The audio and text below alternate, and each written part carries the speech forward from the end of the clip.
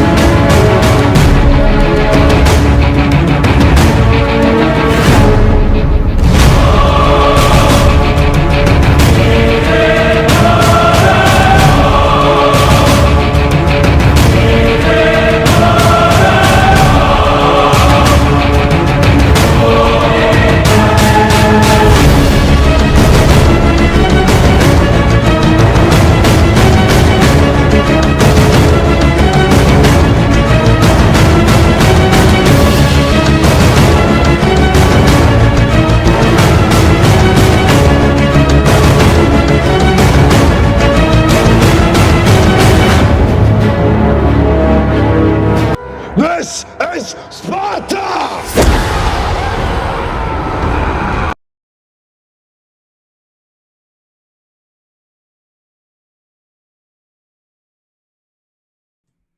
What is going on, everybody? We're back at it with another episode. So tonight it's going to be shots fired. I'm not going to apologize anything I'm going to say. I'm not going to apologize what my guest is going to say because we got some heated shit coming in. So I'm going to bring him in right away because I know he cannot hold back. Of course, as always, when it comes to his topics, he is going to bring the reckless in, as always. All right, that was a pretty corny intro, but you know what I mean. What? So, guys, do me a favor. When you guys come in, please hit the like, share, and subscribe. It'll be the world. It's free. It doesn't cost you anything. It wouldn't hurt your fingers. Please just hit the like and share and subscribe. Please. Please. So, Ray, I'm going to ask you what you think about the topic first. Yep. And have the floor for a minute. All right. So, the floor is yours. Go for it. On specifically on the topic? Yeah. Well, I mean, we live in a society where we have a bunch of strong, independent women that don't need no men. And that, at this point, I mean, I'm cool with it. I rock with it, bro. They don't. You know what? Mm-hmm. Like, they don't. Let them do what they want to do. Because they're going to anyway. And the only way that this is going to resolve itself is those women are going to breed themselves out. I understand that they're still going to get knocked up. They're still going to tap men for resources because there's going to be crash test dummies out here that's going to go in and try to save these chicks. But the reality of it is their daughters and their kids will see what they've done. And they'll see how horrible their lives are going to be. Because I think we're going to see a few generations of women who don't need no man actually find out that they do when they're old. Like they're gonna want that companionship. They're gonna want. I mean, we're coming up with new terms. These kids are coming up with new terms. It's called hag maxing. That's where the young dudes are banging old chicks because the chicks that are their age are so delulu that those dudes are going, screw it. We'll just bang the old ladies because like at least then we can still shoot the club up, not worry about kids, get all the fun that we want, and then call it a day. Nature figures out a way. Like these dudes are figuring out a way. The other thing that you're seeing men leave the workforce. Because if you do, funny thing, considering we did all this stuff for women, all this stuff. If you don't have a family, guys aren't working. You're seeing men between the ages of 25 and 45 leaving the workforce. I mean, if you want, I can give an exact example of that. Myself personally, my ex-girlfriend, I was working to retire her because I wanted to do the manly thing, you know? Get yourself a woman, traditional. I'm going to be the head of the household. I'm the benevolent dictator. Da da da da da. Well, after that relationship ended, one of the things that I didn't do, because most of these guys who are leaving the workforce are going, oh, well, I'm not going to have kids, because guys can survive on very little. So they're doing the bare minimum, which I honestly believe is a very feminine act. And it's also not an alleviation to the problem, because like now you're just making it so that you're at the bottom forever, because now you get to work till you die forever. It's not even solving for the problem of not wanting to work. You're going, I'm just going to work as little as possible in perpetuity forever. And normally people who do that are doing shit jobs. So not only are you going to have to work forever, you're going to have to work hard forever, which sucks. So me personally, what I did, because I'm a fucking winner, I realized, I was like, yo, like I'm doing all this work to retire this ungrateful bitch. And I was like, I'm just going to keep doing that. And it come to the realization that now I'm 36 months away from retirement. So like I too will be leaving the workforce, but in a very different fashion than most of these losers out here who are going, oh, I'm just not going to try. I'm going to work as little as possible. I'm going to go, I just don't have to fucking work. Like, but it's because I was doing that specifically for someone else. And then I removed that person and went, oh, I just do this for myself and like have a really good income for myself and then be able to stay home for myself. Like that, we're going to start figuring out a way, like that's going to actually cause more harm to this society, because most of these jobs that we're not going to go work anymore are jobs that women don't want to do. Your infrastructure. My job, my career is part blue collar, part IT. There is one woman in our field and she works at our company. Like one. Like where the rest of them at? So when I stop working, okay, she replaced me, but like what happens if like everybody taps into my show and gets the game and figures out how to get out of work early too? Where are the rest of the women that want to do this job, that are competent, that can do it? Because I know one. So if all of us quit, there's one chick. Like I think in construction, I know of 3, 2 of which are one of which is a project manager, one of which owns the company and is a project manager, and then this chick. Like who's gonna do all this stuff? So I think that they're gonna have to learn the hard way, because the men who are winning, if you're not doing I'm gonna do the bare minimum, you're solid. You take care of yourself. You go get some money so that you can do what you want. You have freedom of mobility. So if this stuff falls apart, I can get on a plane and y'all can just sit around here booping each other in the head to death. Like, congratulations. Good luck touching me, because like I'm not going to be anywhere near you because you're poor. So if you take care of yourself and you have money, you're going to be all right, because you're going to at least be able to get companionship on your terms the way that you want it. You're gonna be able to have all the fun. You might not be able to have a girlfriend or a wife, but if you want to get somebody knocked up, you definitely can, because you can afford it. And women are gonna sleep with you. So, I mean, I don't see where the loss is on this for men personally. Like, whenever I see these chicks that are going, I don't need a man, I don't need no man, I'm like, cool. You're in fun time only category because you don't need me. So like, I'm not gonna try to be around somebody who doesn't need me or want me around. It just doesn't make sense. Like the math doesn't even math on that. And then there's also the level of unappreciation. I don't need you. Like, it's cool. Like chicks are busting us down. That's great.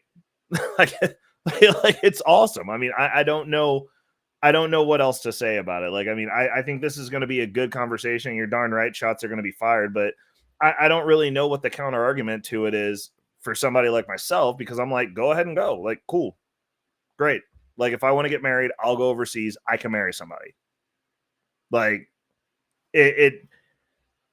I'm not seeing where the loss is. There's no imposed loss for me because chicks are still sleeping with me. It's just there's not marriageable women. Okay, I will make the plan and make the adjustment and go to where there are marriageable women, and I will marry one of those women. And I'll come back and make another American. Like, we can make more Americans. Like, I don't know.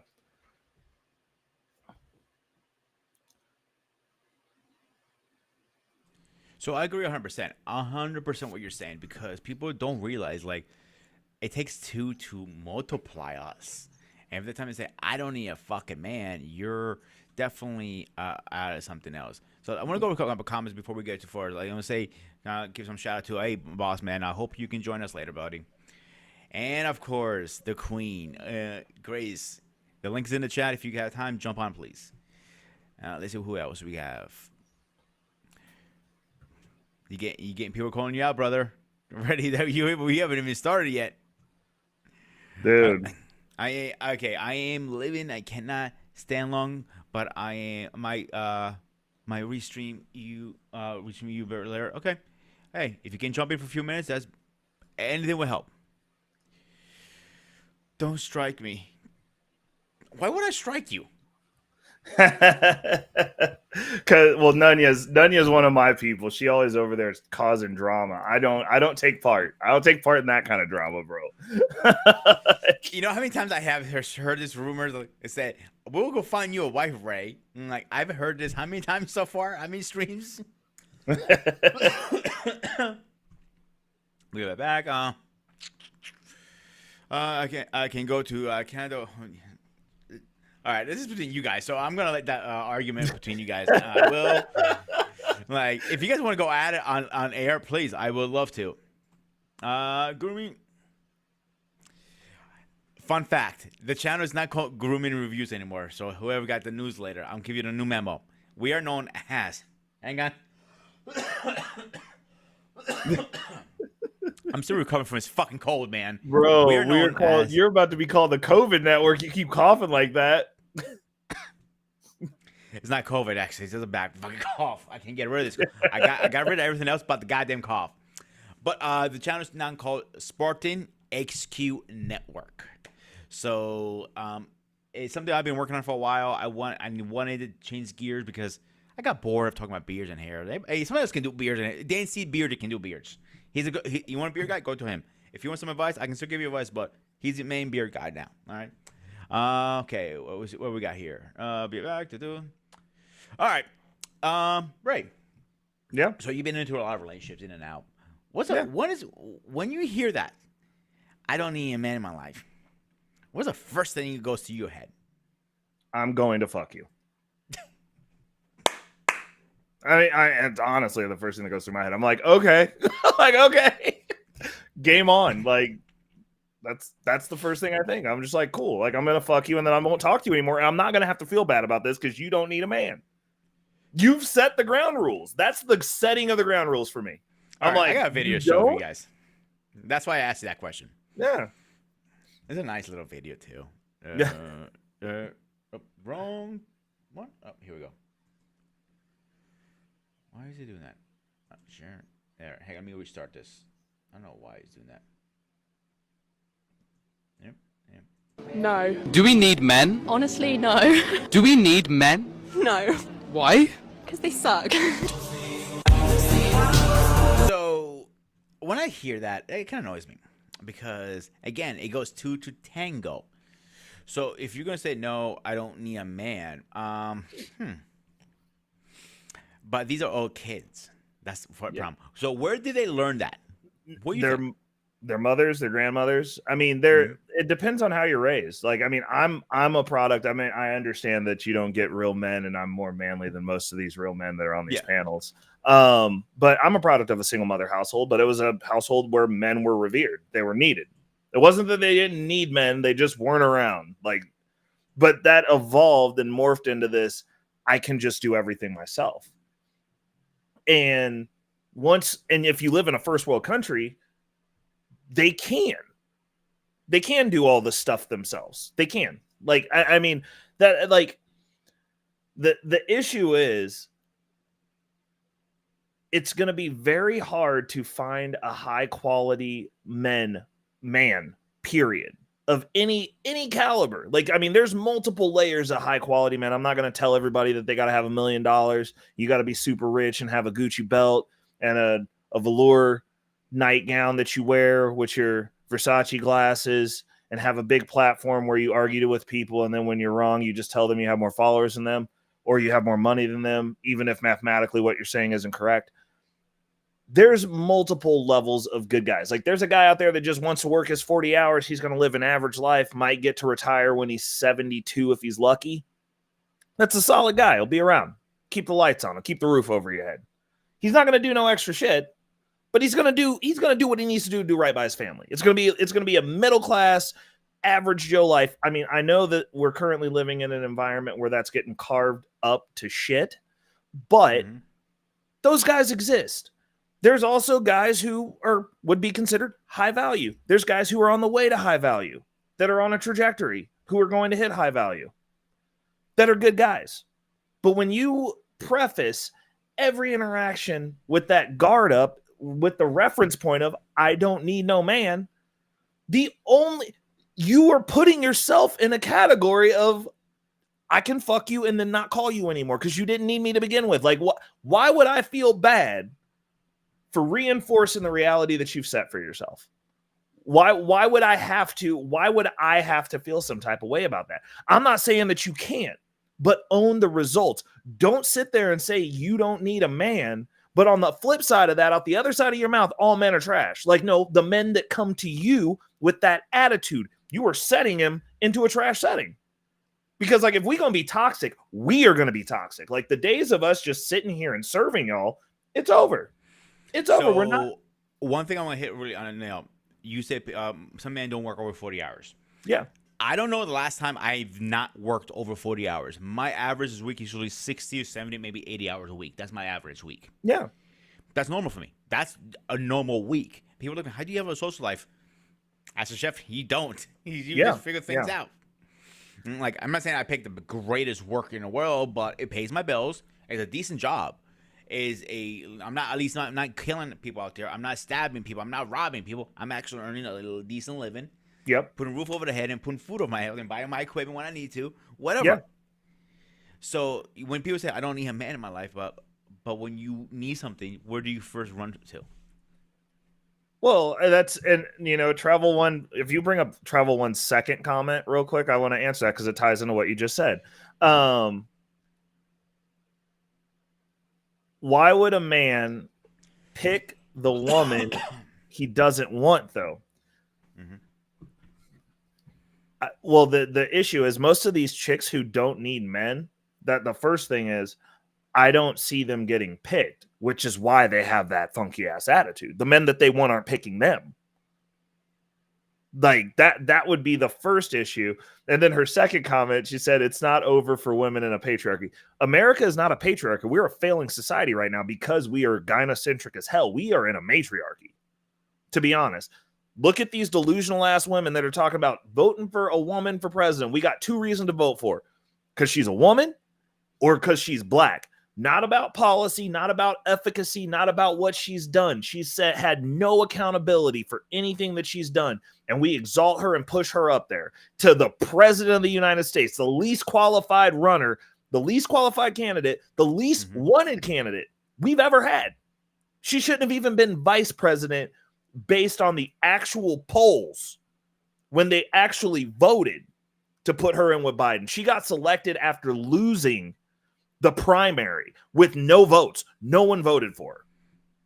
And she's exalted to the level of contending for president, and she's got a good chance of winning. This is a matriarchy. This has nothing to do with the patriarchy right now. And I understand we've got some other countries that have women presidents, but the thing that they don't tell you when they talk about this, because everybody likes to reference Mexico with their small hat president. What they don't want to talk about the small hat president is all of her opponents were assassinated. But also the other thing, isn't Mexico starving like right and left? Is one of more. Well, that's not her fault though, because she just got there. But my point is, she just got there. They supposedly voted for this woman, but 26 of her opponents were literally assassinated. They literally just took out another mayor in that city and put his head on his car. But girl power, exalt women. Our country is going to fall because of the level of gynocentrism we have here. It's literally not a patriarchy. I don't know who's running shit right now, but it definitely ain't men. It definitely isn't. Court laws, if this was a legitimate patriarchy, then we could still take unruly women and get y'all put on all sorts of psych meds like they used to be able to do in the 60s. That was a patriarchy.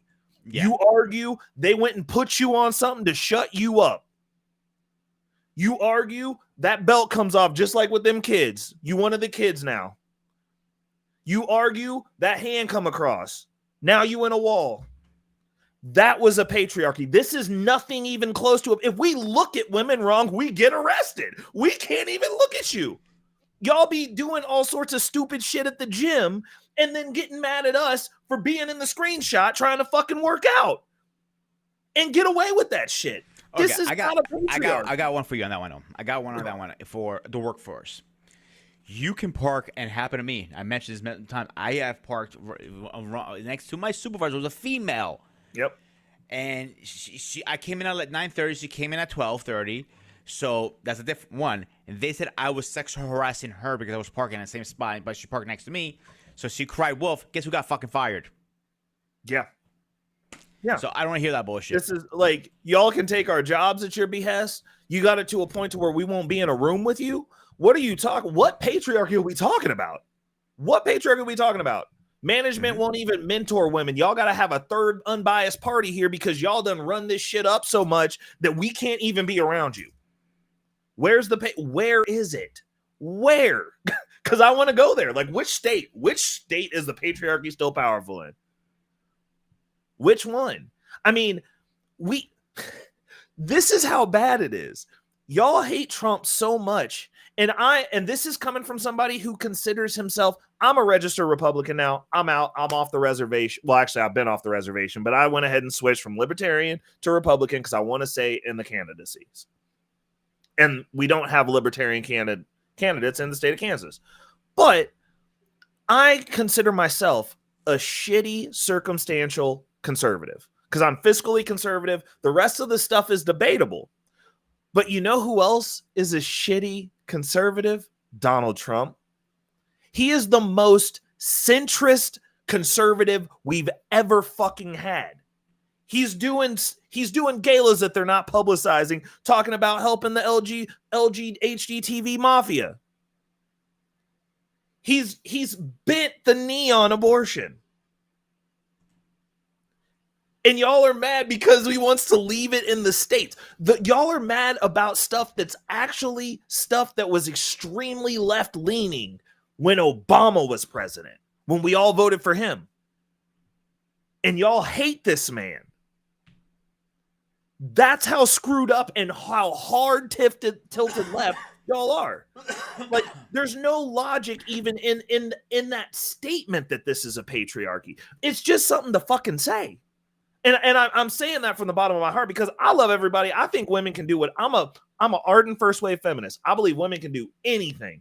I grew up with a woman who literally could do anything. She was out there fighting dudes, Hurricane Rada kicks as a detective, very high level officer, been in shootouts, been in fist fights, been in knife fights. She a bad bitch. She's actually the boss bitch that most of y'all want to pretend like you are. And I say pretend specifically because ain't none of y'all arrested no 7-foot tall niggas. My mom did it. Seen it happen. My mom was so good at her fucking job. She got articles in the paper. She was on Cops, fucking running people down. Like, my mom was actually one of the cops on Cops. First black person who wasn't getting arrested. Anyways, so when I say I'm an ardent first wave feminist and I believe you can do whatever the fuck you want, I do. I really do. But I also think you get to own your actions. You get to own those outcomes. You want to be a spinster and have 9 cats? Cool. When they eat your ass after you die, I'm not feeling bad. I ain't caring. I ain't going to give a shit. When you say you don't need a man, and that's your preface for every man that you meet that could possibly be a suitor to you, and then you wonder why they just keep fucking you and not talking to you anymore. That's also a consequence of having that attitude. You don't need us. That's fine. But you know what? Everybody got that itch. They got to get scratched every once in a while. So I'm going to get my nut. You know what I'm saying? Like, why not? There should be nothing wrong with that if that's the stance that you're taking with every man that you meet. And then after you get some good D and realize that Ray got something going on for himself and I don't want to fuck with you, it's because I'm not going to work myself to the bone for somebody who's fucking ungrateful. It doesn't make any sense. It literally doesn't. So, I understand the hate for Trump. It is not a strong word. The conversations that I'm having with real people that I believe to be intelligent, and in most cases thought was more intelligent than me, is alarming at the minimum. Alarming at the minimum. I mean, we can talk all the shit that we want, but like the reality of it is, like, my paramilitary homies, we're all moving and condensing into the same space. We're condensing into the same spaces now so that we can be in proximity of each other, because people are so fucking stupid that now we're looking at y'all sideways. Like, we're all within 30 miles of each other right now. Like a good portion of them. So one thing she said, and I'll drop the link again down. You're welcome to come up and actually have a civil conversation. She won't do us. it. She won't even come up and talk to me. Like, and I like her. Like, you don't like a lot of people. Let's be honest, you don't like a lot of people. So the comment I don't like, I says, like, you know, men lie and cheat on their wives, and that's not true. Not only, you know, wives, you know, so men do it. It goes both ways with that. Can I take this one? Hold on. Travel. This is what I'm going to say about this. We want immigrants out. We all do. All Americans, because at a certain point, everybody's parents were immigrants. That's a talking point as well. And this is why it's stupid. We've got an entire part of the country right now that is underwater, and people are dying and can't be found and are lost in the woods and living like it's Armageddon in North Carolina. Those people got $750 that they can't even get access to. We are giving immigrants who illegally came to this country, like last week, last year, last month, that are loitering here, taking resources from us. I want them out too. Everyone who's a logical American wants them out. You can't just let people into your country willy-nilly. They're taking over hospitals. They're eating the cats. They're eating the dogs. And I know that that's a funny talking point, but the people who live in the city were also bitching about the people that have flooded their city. We are here. Of course, his family was immigrants. You know what? 3 generations later, you're not. 1 generation later, per the laws, you're not. It's a disservice to every citizen of this country. And this is somebody that really, my personal opinion on it, immigrants is they're losers. So that's a whole different conversation. So there's a reason people are coming here and we're not flooding their countries. That's all I'm saying. So if you came here for whatever reason, and I understand that there's immigrants that come here that definitely help the country. We should have the best and brightest here. That's one of the things. But the reality of the situation for anyone who immigrates to this country, period, is if you could rock out how you could rock out here in your countries, you wouldn't have fucking come here. So yes, all immigrants, by standard of definition, are losers because they can't do what they wanted to do there. They're either coming here because they lost wars, either coming here because their economies got fucked up and they can't they don't have the opportunities that they have here. You are leaving something to come here.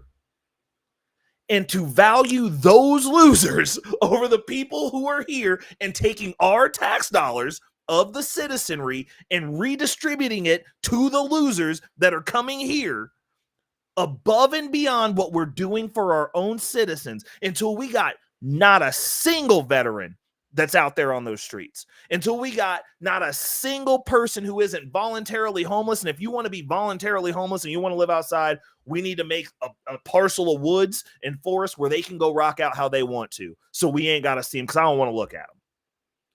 Until we solve all those problems, no, I don't want to give shit to nobody who can't come here and get it. If you can't come here and get it, no, you can't come here. We're literally letting entire gangs that were released from Venezuelan jails that are now here taking hotels. And you're trying to say Donald Trump's grandparents were immigrants? Yeah, of course they were. He's not robbing people. Also, in regards to the felony issue, Bill Clinton did the same fucking thing and we applauded him for it.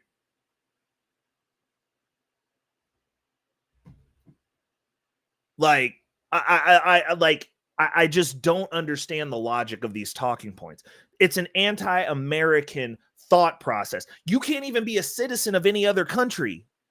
No other country thinks that way. No other country goes, yeah, we just gonna let everybody up in this shit and fuck our people.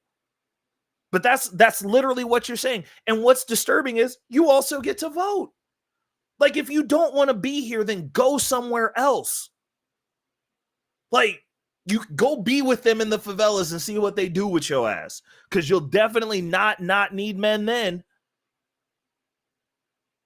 Like, you're letting people flood into this country and then treating them better than the people that live here that are struggling.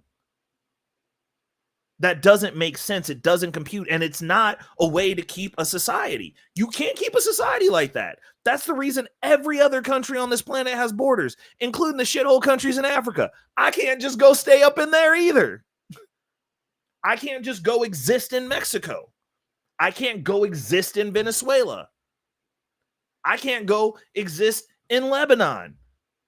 I'll end up a slave in Lebanon. They still got slaves there. Nobody wants to talk about that. Like, I actually did not know that, to be honest with you. Yeah, dude. They got slave markets selling all sorts of colored peoples. White ones, all of them. You go fuck around over there, you will end up a slave. Like, holy shit. And you know what else they still got? Border laws, bro. Like, they still don't just let people be up in there. They got a whole process for you. You'll be a slave. Come hang out. Don't leave when you're supposed to. Guess what you get to do? Free fucking labor. Like, these are the not wanting people who are not supposed to be here, taking our resources, harming our children, harming our women, harming men, stealing stuff, sowing chaos within our societies is not a bad thing. It's called giving a shit about the country that you live in. We have a process. All most of us are asking is that it's followed. That's all we're asking. Like, I don't see what's so wrong about that. I don't see why that has to be a talking point or even an argument. Like, that doesn't logically make sense.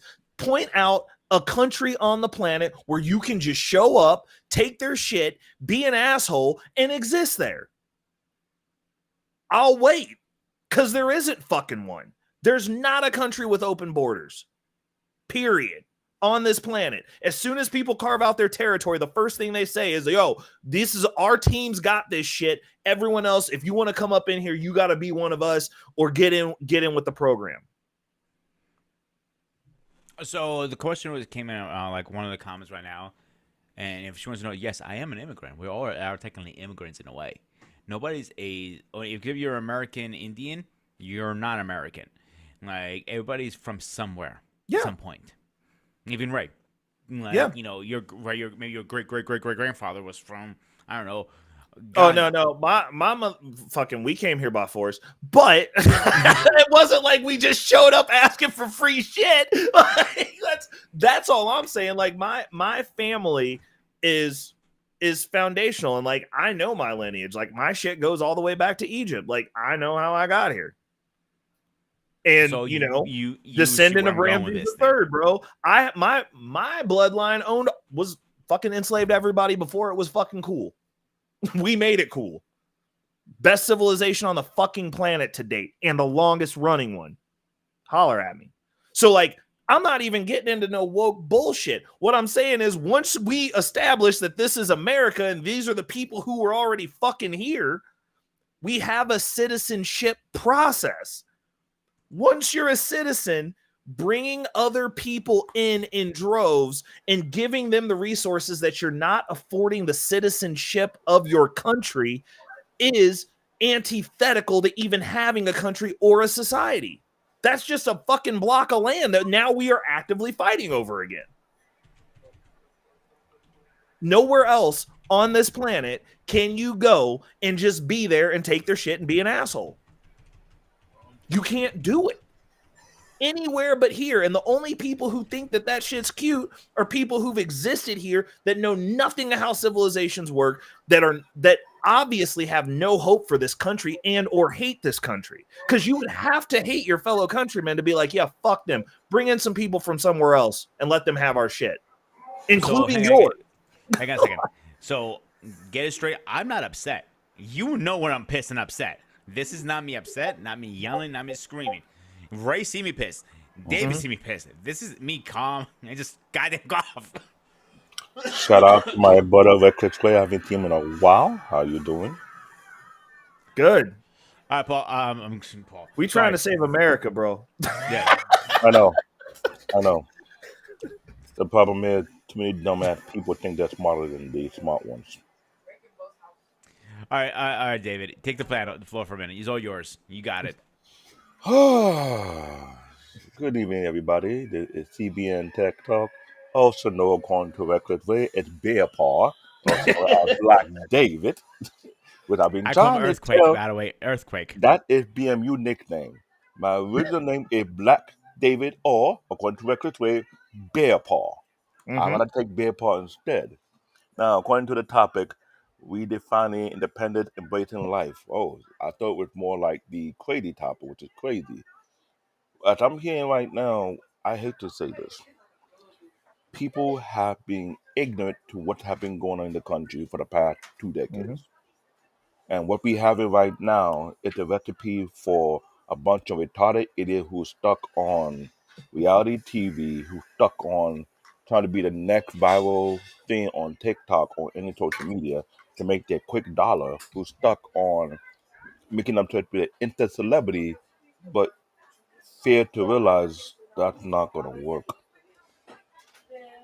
If you don't have a striving economy that created the type of job that keep the country afloat, what thing going to happen next after that? Hello, Kate. How you doing? I'm not gonna lie to you. When I hear Record Ray speak what he has to speak on the financial aspect of things, you gotta listen to him because he's not the only one.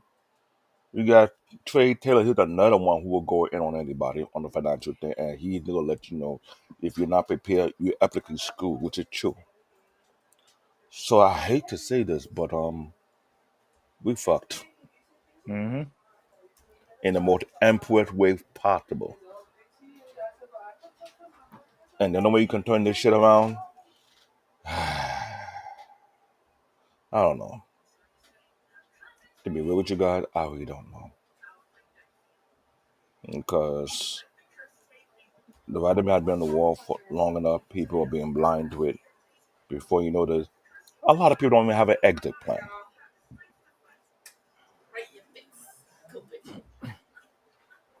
I know I wasn't born in USA, Travel One. Numb nut. I'm a Canadian born Travel One Nigerian. is a certified agent of chaos. I know, but if she don't want to tell what TBN me, Canadian born Nigerian. Which means I have 2 passports and you only have 1 or none. So I'm good. And you're not. So you could keep on bringing that bullshit all you want. At the end of the day, when shit hit the fan, where are you going to go? Good point. Because Who shit gonna, is going to hit the fan very, very who soon go, if you watch who what's going gonna on lately. accept your retarded ass? I would like to know. Let's make it 1000% real right now. Because I don't think you really comprehend the magnitude what have been going on, and people have been sounding the alarm. And what you always do is waste your time trolling the wrong people. Travel is love around the world according to the internet, not in reality, right? Okay, keep it up.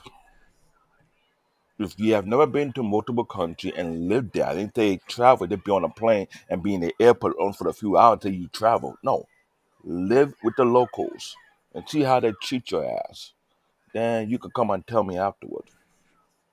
Oh, Travel said she got multiple plans, bro. You better watch it. You better watch it, Yeah, David. She I might be know. finding you, bro. I know. No, she ain't gonna find me. Plan B, it worked for O'Shea do Jack that if he hire a dumbass. That's not gonna work. You know the funny thing when I hear people Plan have C plan is A, trying to B, work C, D, for C. Yeah, when they have Plan plan all C these is trying to plans. work for Wademaya. He's not gonna take your dumbass. Dude, hang on a second. When I hear people have plan A, B, Z, Z, all the way to X, Y, Z, T, I 9001, they know. don't usually have the plan. It's Plan D is made to up work for plans Fresh usually. and Fit. Oh shoot, they got canceled too many times. That's not gonna work too.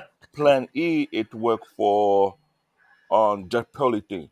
Oh, she ain't got no show going for herself. That's also fucked. Yeah, tell me what other plan do you have? Damn.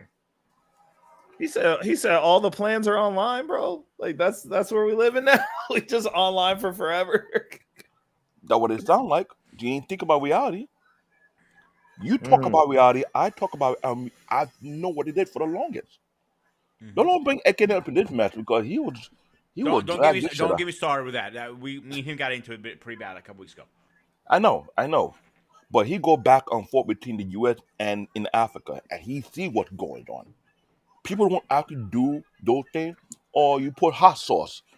Another brother who actually travel. I don't know about you traveling. You can claim you travel. I travel from one platform to another platform. That's not traveling. Jesus. You're a dick, dude. Rude, David. I'm a freaking nerd. Our job is to destroy your self-esteem and destroy it to shred. Oof. Won't fuck He with said me. he coming for your self-esteem. That's ouch. How do you like Shannon's song? Your soul is mine, nigga. Oh.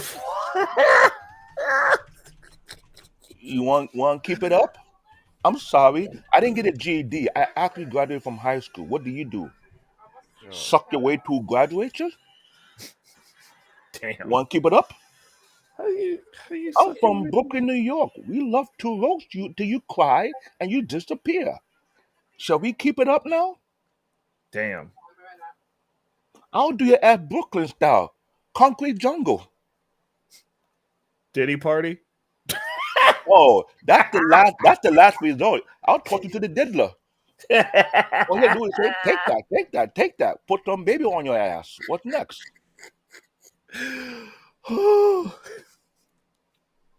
Trevor one, I ain't the one. I will roast you so bad. Even your employer will feel sorry for you and let you go. How about that? And I did that in real life. I actually wrote the guy at a job. They had to beg me to stop. I wouldn't go there, Travel One. Don't go there. The married part. Who married me? Oh, you ain't worth getting married to anyway. You left over. Should I keep it going? At least I got married. Who gave you a ring?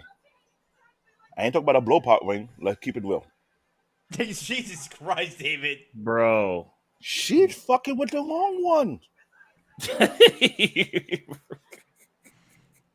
All right. We do this in Separate. real All life. right. We do All right, roasting. all right. Let's separate corners. Let's move on to the next. Ooh, facts, dude. You all right. roast her Let me like put she the- on the panel, bro. Like, why are you like that? No, I'll do her like what Mike Tyson would do Jake Paul. How about that? Bruh. Hey, she ain't got nothing. She shooting blanks. He said your attacks are impotent. All I gotta do is turn to a sing thing or like I'll do to drop the soap and she done. Bro. She wanted to try me. Grace, please tell these people how Brooklyn operate. All right. Let's put the next video up because I'm not going to go. You guys go back and forth for a night.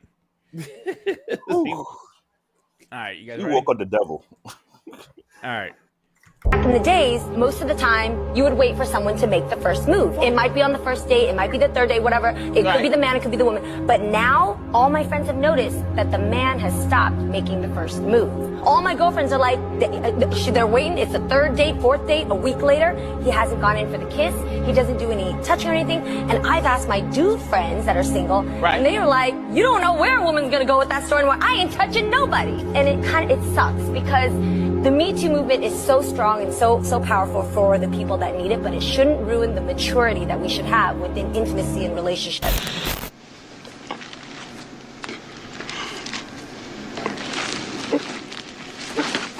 in the day. All right, who one goes first? Who? Go. I Bro. know you got something to say. Go ahead. I just don't understand why women get mad when men do what they fucking ask them to do. You said, don't look at me. Yes, ma'am. Don't fucking touch me. Yes, ma'am. Stop trying to fuck me. Yes, ma'am. Why doesn't anyone want to fuck me? What the fuck is this? This is insane.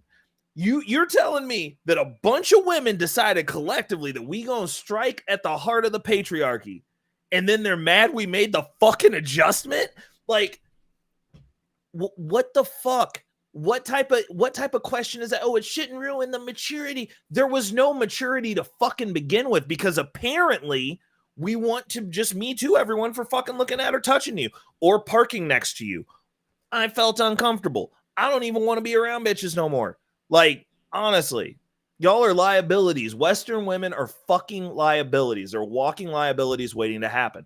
They asked us to do all of these things. And the thing that they didn't understand was those of us who aren't dysgenic fucks, who are taking care of ourselves, who got a little bit of scratch, who have a plan, who are on a trajectory, also listen to that and go, I ain't having that shit happen to me. Like, this is what you asked for. So now what you're relegated to are the actual predators that are sitting there telling you, yes, queen, I'm an ally. Those motherfuckers are probably going to try to slip some dick in you while you're asleep. That's what you're left with. That's your fucking dating pool. Enjoy it. Feminism, man. I'm first wave. Do what you want, sis. Fight the patriarchy. Bet. Now you're left with predators. That's what you have left. All you have left in your camp, all the motherfuckers, yes, queen and you, are fucking predators. You better not sleep on your stomach at that motherfucker's house, on his couch. You're going to wake up with dick in you. Then you're going to have to me too the ally. The fuck? Like, it's just stupid.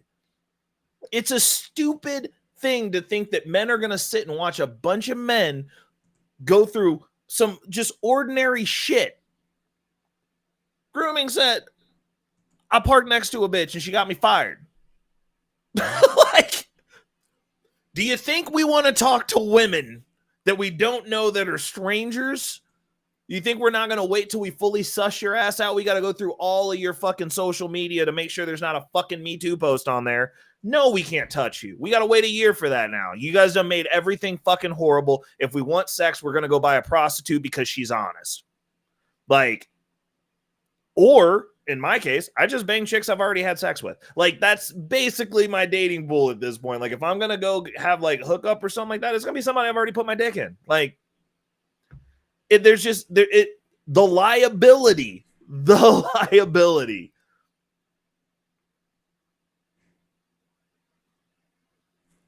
That's all you, brother. I'm going to give you the floor for that one. I'm not getting involved with that one.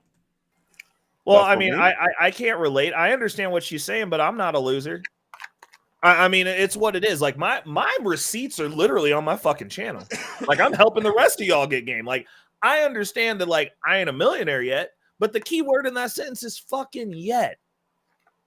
And I've already got the projections for that. So, like, and the funny thing is, I won't have to go to work before I'm going to be before I'm officially a millionaire. Before I'm a millionaire, I will be retired. So, like, what's your definition of a loser? Like, what is it? Like, what metric is it? Aside from being an arbitrary trigger point when you're arguing with a man to try to get him off his square. What is a loser to you women? Because apparently being in shape, having some money, having your own place, having your car paid off, having your own income, having passive income, because, like, I don't even talk about, like, the money that I make on my W-2 isn't even fucking interesting. That shit's not interesting. The money that I make that I get to go to sleep and I still get that check regardless of whether I'm sitting up at the house or not, that's interesting to me. So what's a loser? Let's define it. Because I understand not every dude's good looking or whatever, but, like, y'all will, once y'all sick and tired of being out in them streets, y'all will fuck a ugly dude that's got money. So, like, that really is arbitrary because Realistically, if we're going off physical appearance only, women can fall in love with a personality, which is fucking weird to me, but y'all be fucking personalities all the time. Oh, he's funny. Like fucking dysgenic as fuck, just letting this 800-pound gorilla just lay on you and shit. Like, let's talk about it. Guys, like, I understand, like, when I say I gotta be physically attracted to a woman, like, I gotta be physically, I can't do it. Like, I'm like, you have to hit some marker of physical attraction for me, or it's not gonna work. Period. The old days that men you say they will put fuck anything with 2 legs. Those days are long gone. I don't necessarily. I don't think they're. Dude. I don't think they're gone because I mean I be For outside our now. age. Now that I'm single, I be age. outside. I see what y'all be putting y'all dicks in, and it's fucking gross. Some of it, but it's what's available. Let me rephrase my statement. A man who has standards, Elise. A man's standards is based on what he has access to. Men don't have standards. We have what we have access to. What you can fuck is your fucking dating pool, and you'll be like, yo, this girl's fine. That's the reason you see these dudes that once they start taking care of themselves or get a little bit of scratch behind them, because as you get more money, your options improve. That's the reason you see these dudes that like end up leaving the chick that they came up with. It's not a matter of they picked. In a way, you're right, because I have a story behind that. When I worked for the local jail over here, before I started, the supervisor was fucking an inmate in the walk-in, in the freezer, for a year straight. So in his case, that's the only thing he had access to. So can you really blame the guy? Yeah, it's. Yeah. But that conversation in and of itself, so hold on, let's read out what a loser is. So this is what a male loser is. Let's check this out. A man who whines about what women do. Women are not men. He wants control without accountability. He's mean, he's jealous, he's lazy. He has poor habits, a long list, and growing. Okay. You know what? I can accept that. I mean, that would be I would consider that dude a loser too. But the only thing that I have issue with, and like but the issue is what is, I mean, I am actively leveling up. I would never say that I'm perfect. Like, I ain't that dude. Like, I'm actively leveling up. I'm not whining about what women do either. I'm just not dealing with those women. So, I mean, I'm still getting ass. I don't care.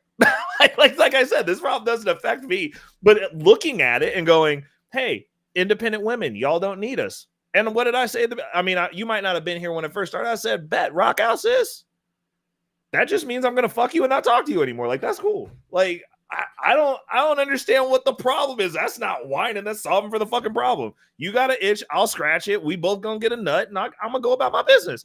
And you're going to be wondering, like, why won't Reckless Ray call me? Like, bitch, you said you didn't need me. Like, I did. I literally, like, I'm assuming, like, I mean, I understand what you're saying, and I'm an advocate for men leveling up too. But when the conversation for tonight specifically is, I don't need a man. And I'm saying that's setting a precursor for the interaction that you're going to have with a man who goes and looks at that and goes, yes, ma'am.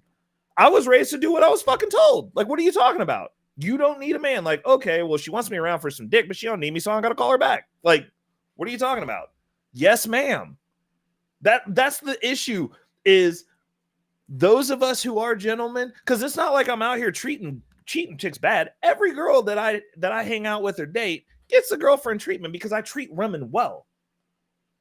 I'm just not gonna be with you. Like, it's just what it is. Because you said you didn't need me. Like, if you preface, and our starting point is you prefacing that you don't need a man. Cool. I'm still gonna treat you well. Still gonna get the door. You ain't gonna have to touch doors around me. But you don't need a man. Fair. So then, like, after we have sex, and I don't want to talk to you until the next time I'm ready to have sex, or I have availability to have sex with you, depending on what your schedule is, because I'm accommodating.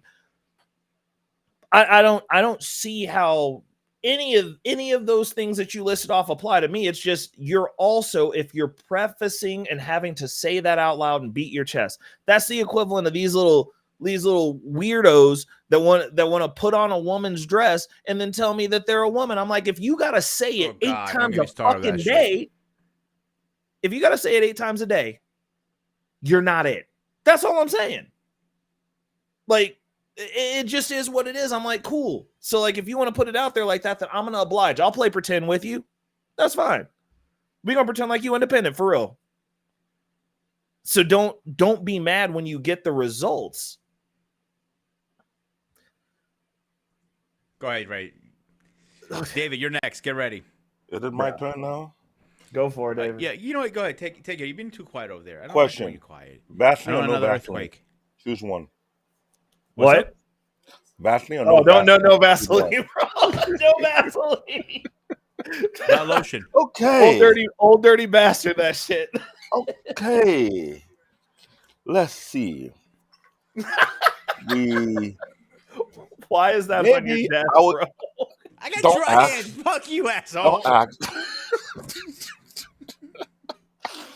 Wait, let me show my face. Earthquake! A black David. I am black. And Your bear earthquake paw. on this My head is setup. big. Okay, black earthquake. Happy? No, that's BMU. BMU is way bigger than me. That's the real earthquake. Every time he Get keep to knocking the. No, stop calling me earthquake. I'm telling you, all that earthquake have in Texas, that was his fault.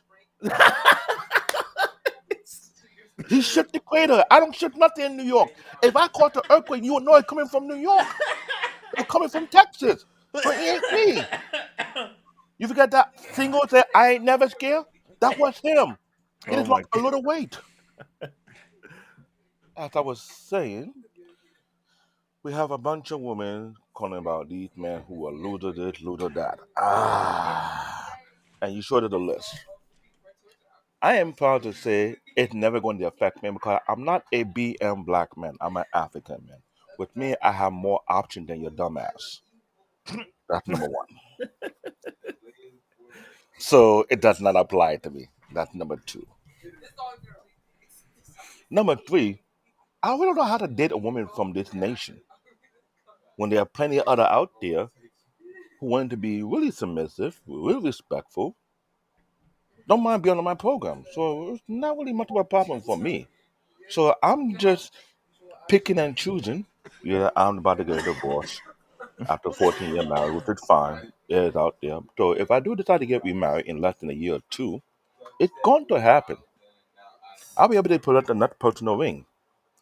I don't have to deal with the leftover trash, which I don't like to do with leftover trash. What's the point of that one? Then I could call the sanitation worker. I say, hey, you left them over here. You can clean this one out number 2. Thank you. Thank you very much. That's how we do it in Brooklyn. You keep putting about these loser. That means that's what you attract. It's like after the track, right? You're the North Pole, you're the South Pole. Whatever you pull into yourself, please travel one. I know why you never seen your face. You know if I seen your face, the glass will break and the webcam will shut down. So let's keep it that way.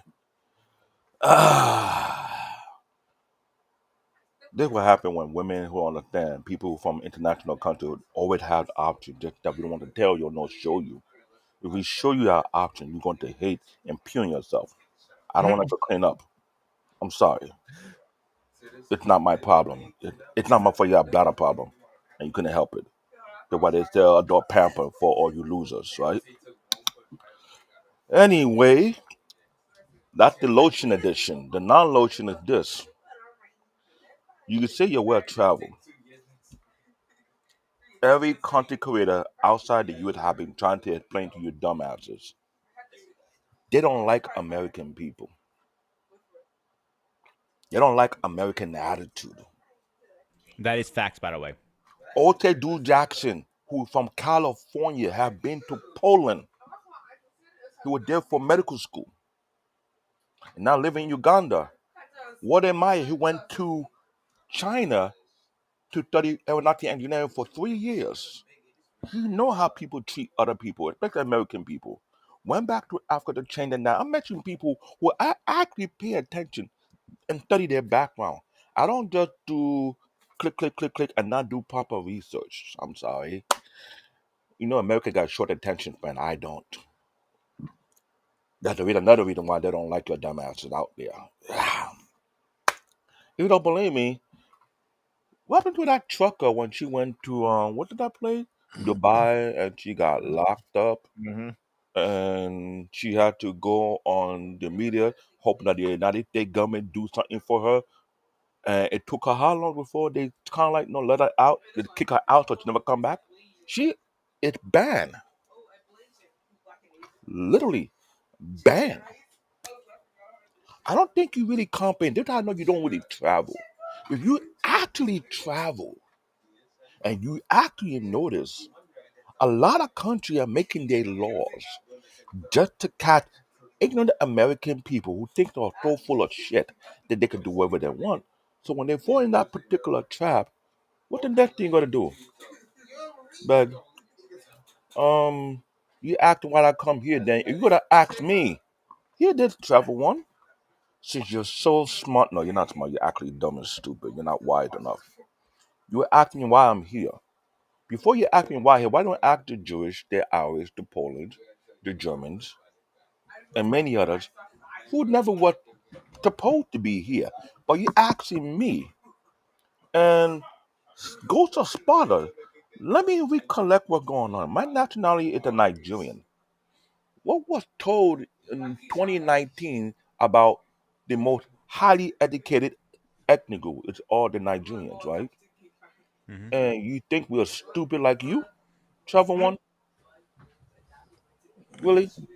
So, David, You, I'm gonna take the panel for a second here, and I'm gonna squash that right now. Nobody is stupid. Number one, I really don't like that word, to be honest, too much. But most of my friends who are IT and they're from Africa or from there, they're the smartest motherfuckers out there. Um, are they You don't think smarter than people are me? stupid? Some things they are. Some things they're smarter than me. I'll give them credit. Some things, What? Wait, but wait, some wait, things I wait, wait. won't. There's You really don't think people are stupid?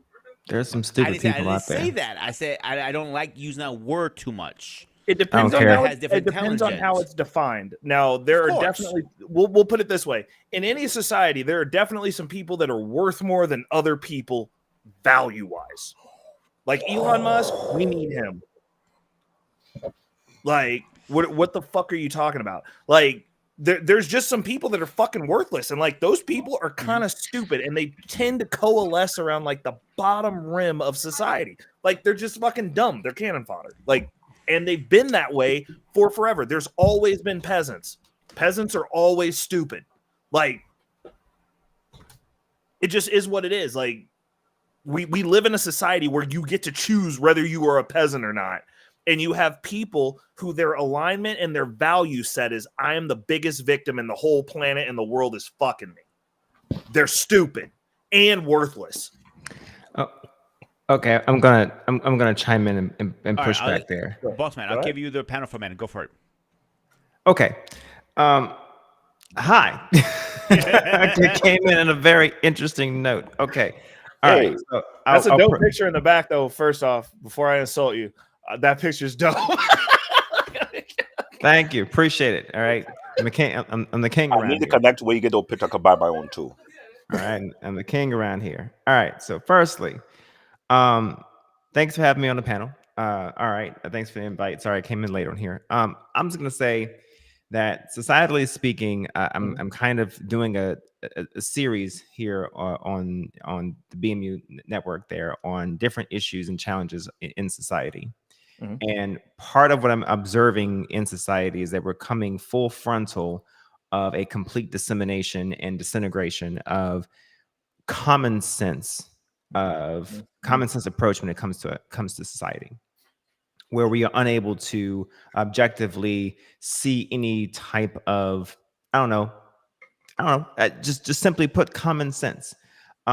We are unable to recognize what makes sense. We are unable to recognize any type of positive trajectory, where we are able to keep keep norms, keep boundaries, recognize definitions, gatekeep what seems to make sense, We're shattering what seems to be cogent to maintain regular concourse within our society.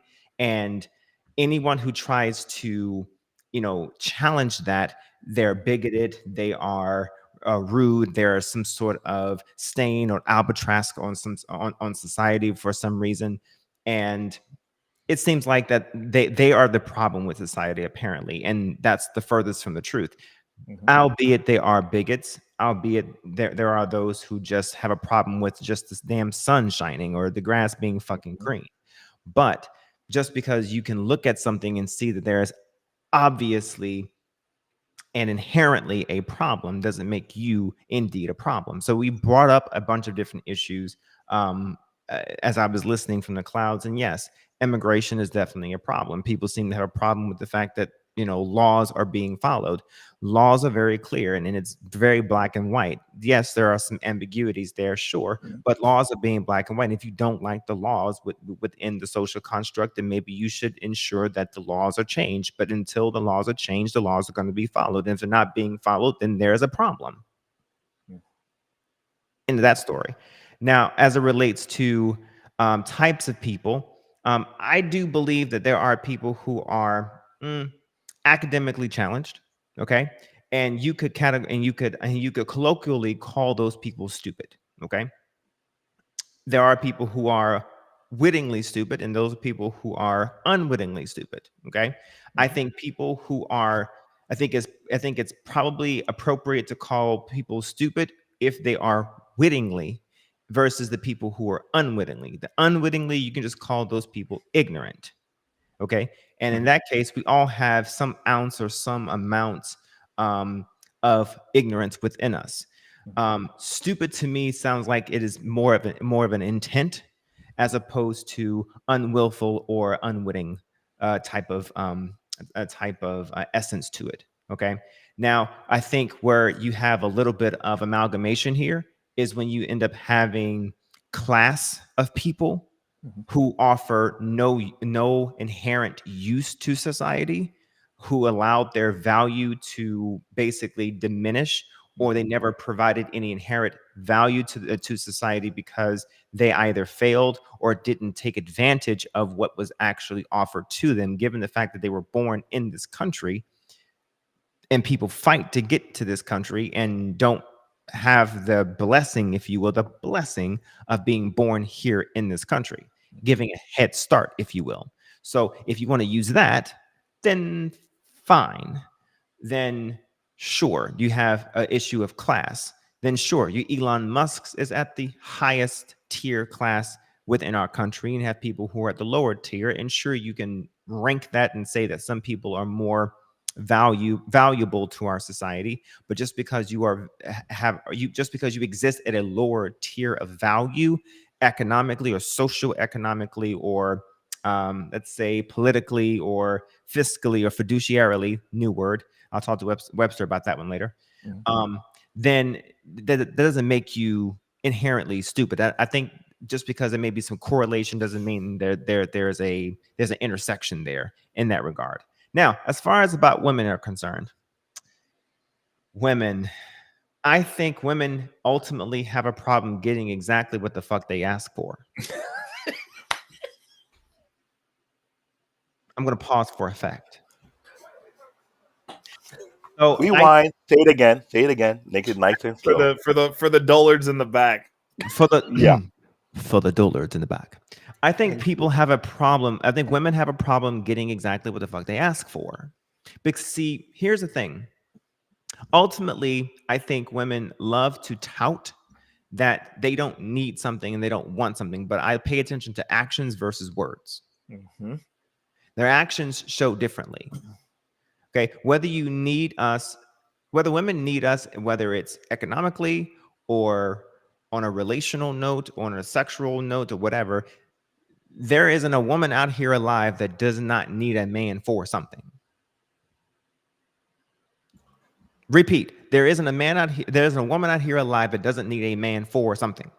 Professor Bossman, sir, are you saying actions speak louder than words? Absolutely. Okay. Thank you. I'll take note. Okay. And if you think you don't at this present time, clip it. And if you don't think you do at this very moment, live a little longer. Just live a little longer. Professor Because Buckman, how yes, longer? yes. How longer? The next day. Because here the next fucking day. I'm just being Because evil. I'm just being evil. Because here's the truth. Here's the ultimate truth. Hello, Mr. Bennett there, sir. Because here's the ultimate truth. And I'm being a little facetious, but here's the thing. Ultimately, the moniker or the banner token kind of sort of, symbol of I don't need a man. What that honestly serves a purpose as is basically to be ego inflating. And it serves as a point of trying to prove something that is inherently not true. Because if they actually believe that, their actions would show something different. They wouldn't constantly walk around, where you don't oftentimes have to profess something if you truly believed it. Most people don't have. It's like basically saying that you go around telling somebody that you can fight. And if you truly could fight, you don't have to go around constantly saying that you can fight. Okay? If you have to constantly profess it, it's more or less you're trying to project and getting people to is less about getting people to believe it and more about getting yourself to believe it. Okay? So, and if you are, and here's the other thing, if you don't need a man, then why are you in the man's face telling a man that you don't need him? Hello, somebody. Hold on. Why is it that you are in a man's face telling a man that you don't need him? Rewind. Say it again, nice and slow. That need to be. If you indeed do not need a man, then why is it that you are in a man's face telling him that? What is the point? I'm like Cardi B at that point. What is the reason? Why? What's the reason, bitch? Why? What is the point? Yeah. Who are you trying to convince? So before you move on, I want Paul, give me a second to get you on next. I want to address one comment here. Freedom of speech. So, Boss man, you're the only the only Marine I have on here right now. So I'm gonna ask you a question as a former military person. Do you believe freedom of speech is free, or is something that we earn over time? No, it's absolutely free. But here's what it also means. Freedom of speech also means the freedom to endure the consequences of your freedom of speech. Thank you. Hello, somebody. That's where I was going with this. Thank you. That's what I wanted you to say. I did not come to play with y'all. You have the freedom to say whatever the fuck you want to say. You have the freedom to do whatever the fuck you want to do, but you also have the freedom to endure whatever consequences will come with that. So if you tell a man that he is basically infinitesimal and he is not needed, fine, he will go somewhere where he is needed, because no man wants to constantly be told that he is valueless. Especially when you're consistently extracting the value. Then fine, bitch, pick the bear. Yeah, like, bro, like, good luck with that furry motherfucker. Good luck. Hold on. Before she picked the bear, can I give her what kind of salt would be best for her to go along with it? If it's salad dressing or barbecue salt, once you pick the bear? I don't give a shit. Hopefully it ain't spicy. Okay? Add in salt to that fucking injury. I don't give a shit. I'm sick and tired of hearing it. Yeah. I mean, okay, now, Paul, okay. Before we lose control of this, let's get back in track for a second. Okay. Paul, you're up. Ghost, I thought I was on track. Go ahead, Mr. Bennett. No, you are. I have no idea. Look, I thought I was the bad I was told on Sunday this show was going to be like, I don't need a man. And I've been kind of in and out because I've been just working some stuff all night. And I've been hearing everything from the border to whatever. So I don't know where this conversation is going. We're still talking about we don't need men. I don't know. This is like double Dutch. Right. I'm just kind of waiting my turn to get in at this point. I have no idea what you guys want. All right, let me play the next video. Hang on a second. Let me click this. Let me find one. Share this. unmute this and go. Why do so many women today say they don't need a man? Here we Because go. we're independent as hell. If a man has friends, doesn't want kids, hires a maid and hires a prostitute, why would a man need a woman? They don't. Shit. He could learn one or two things from a woman. Oh, Like what? Love. Yeah. Love. Okay. Do you think that men are incapable of love without a woman teaching them? No. Why do women think they're the ones who should define love and emotions? Because we're more passionate, right? Yeah. We're more passionate. Where's the evidence of that? We birth. We birth. Okay. All right. Why do so many women today? A dog could give birth. All right, who wants to go first? Bossman, go first. A dog could give birth. Giving birth is functional. However, if you are able to actually be a decent human being and able to show love and affection towards your child and be a decent mother, that is the separating, defining feature. Any woman can give birth, but it takes a real woman to be a decent mother. Hello. wait a minute. So are we gonna? So right there, that is the fun. So that right there would define if you have the ability to be affectionate or not. But a functioning feature of a functioning female human being, that functioning female human being can give birth.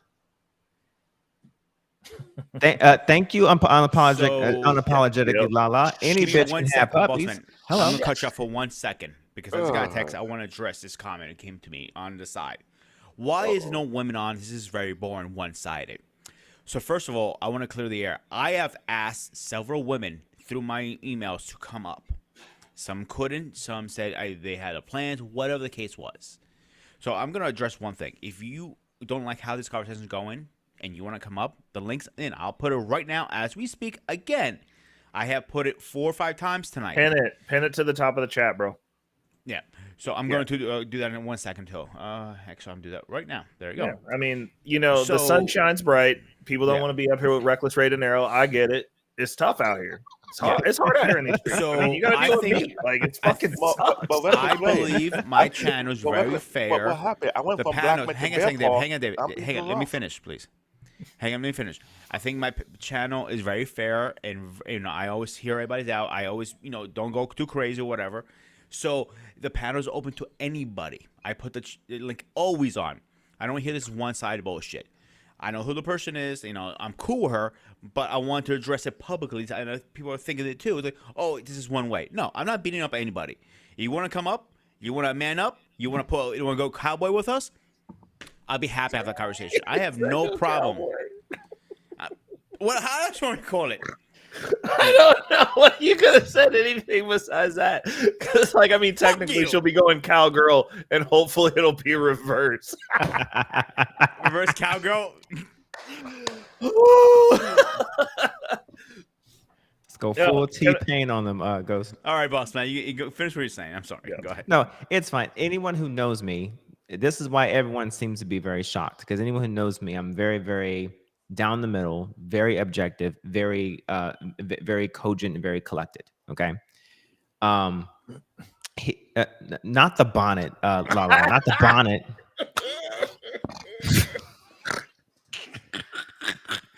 Here's the thing, is that oftentimes there needs to be. Oftentimes, what happens is the reason why you have an issue with getting women up on the panel, honestly, is that it's hard for women at times to shine a light on themselves. In the same way that in times it's hard for men to shine a light on ourselves, but men are used to holding each other accountable and shining not just a white light, but a black light on ourselves and to each other. And we don't mind, going toe to toe and then shaking each other's hands at the end of the day. Women, on the other hand, generally speaking, and I could be very wrong, and a woman in the chat can tell me if I'm wrong, but generally, if you were to just shine a general light, but God help you if it's a black light, you are, as a woman, eviscerated by the other parts of the community, and they are brutal with it. They're not only brutal, but then they are also vindictive, conniving, and I wouldn't say just vicious, but they are insidious with it, in a sense where they are incensed, where they would then come back and try to exact some sort of revenge later. They don't forget. It's almost insinged in the brain that how dare you, give up the game or go against the sisterhood to an extent where it almost burns in the brain, to where it'll come back up and it almost sticks for a little while. Okay, with the sisterhood. For brothers, for the most part, we said our piece, and the next day I can talk to Reckless Ray the next day and ain't shit happened. Do you see what I'm saying? Yeah. Is that fair? Yeah. Okay. I mean, the only reason, and this is the thing, by and large, outside of these conversations, like, I'm starting to see more of the women's side of this in public with like the attitudes and whatnot, but men just aren't responsive. Like, I have pay barriers to just not be around those types of bitches. Like, you can't afford to eat where I eat most of the time, or if you do, and you out there screaming, "Hey, I'm gonna get you the fuck up out of there." Like, it's we're just not the issue is the men that they want to be saying this shit to aren't around them. That's what I was getting at earlier. The only men that are left around these women are lower tier men, which is why they're like, oh, well, like these dudes are losers. It's like, yeah, those are the ones that you're around. You're not at 801. You're not at Ruth Chris. You're not there. You're not at Graham and Dunn. Like, I don't see y'all there. I don't see women sitting around like I go places specifically to have a peaceful time. So I'm not even around you. So and that's the issue. It's like they want to compete, but you're not competing with the top men. The other reality is, I mean, we can take any of the women's talking points. Oh, we get more houses via divorce. The women who are the top wealthiest women in the world that y'all herald. Oh, look at that. That's a boss bitch. Goals, baby. She's slaying. We can do it too. Them bitches got on that list because they were dating the top 5 men on said list. That's reality. If we're talking heads up competition, women make better employees. You know why? They work scared. Y'all are actually better employees. So we're not even barring y'all from doing shit because we can scare the fuck out of you into doing whatever we need you to do. Can I win real money? Y'all are better employees than we are in that sense, because men that still have testosterone in their bodies are bucking back. Well, I don't go to my job and sit around and constantly complain about my fucking job. I'm a partner in the company. I worked my way up to that, but I'm like, cool. Like, the days that I don't like doing that, you know what I do? I go get a few $1,000s and make sure it gets in the market and buy myself some additional income so that I can replace this income.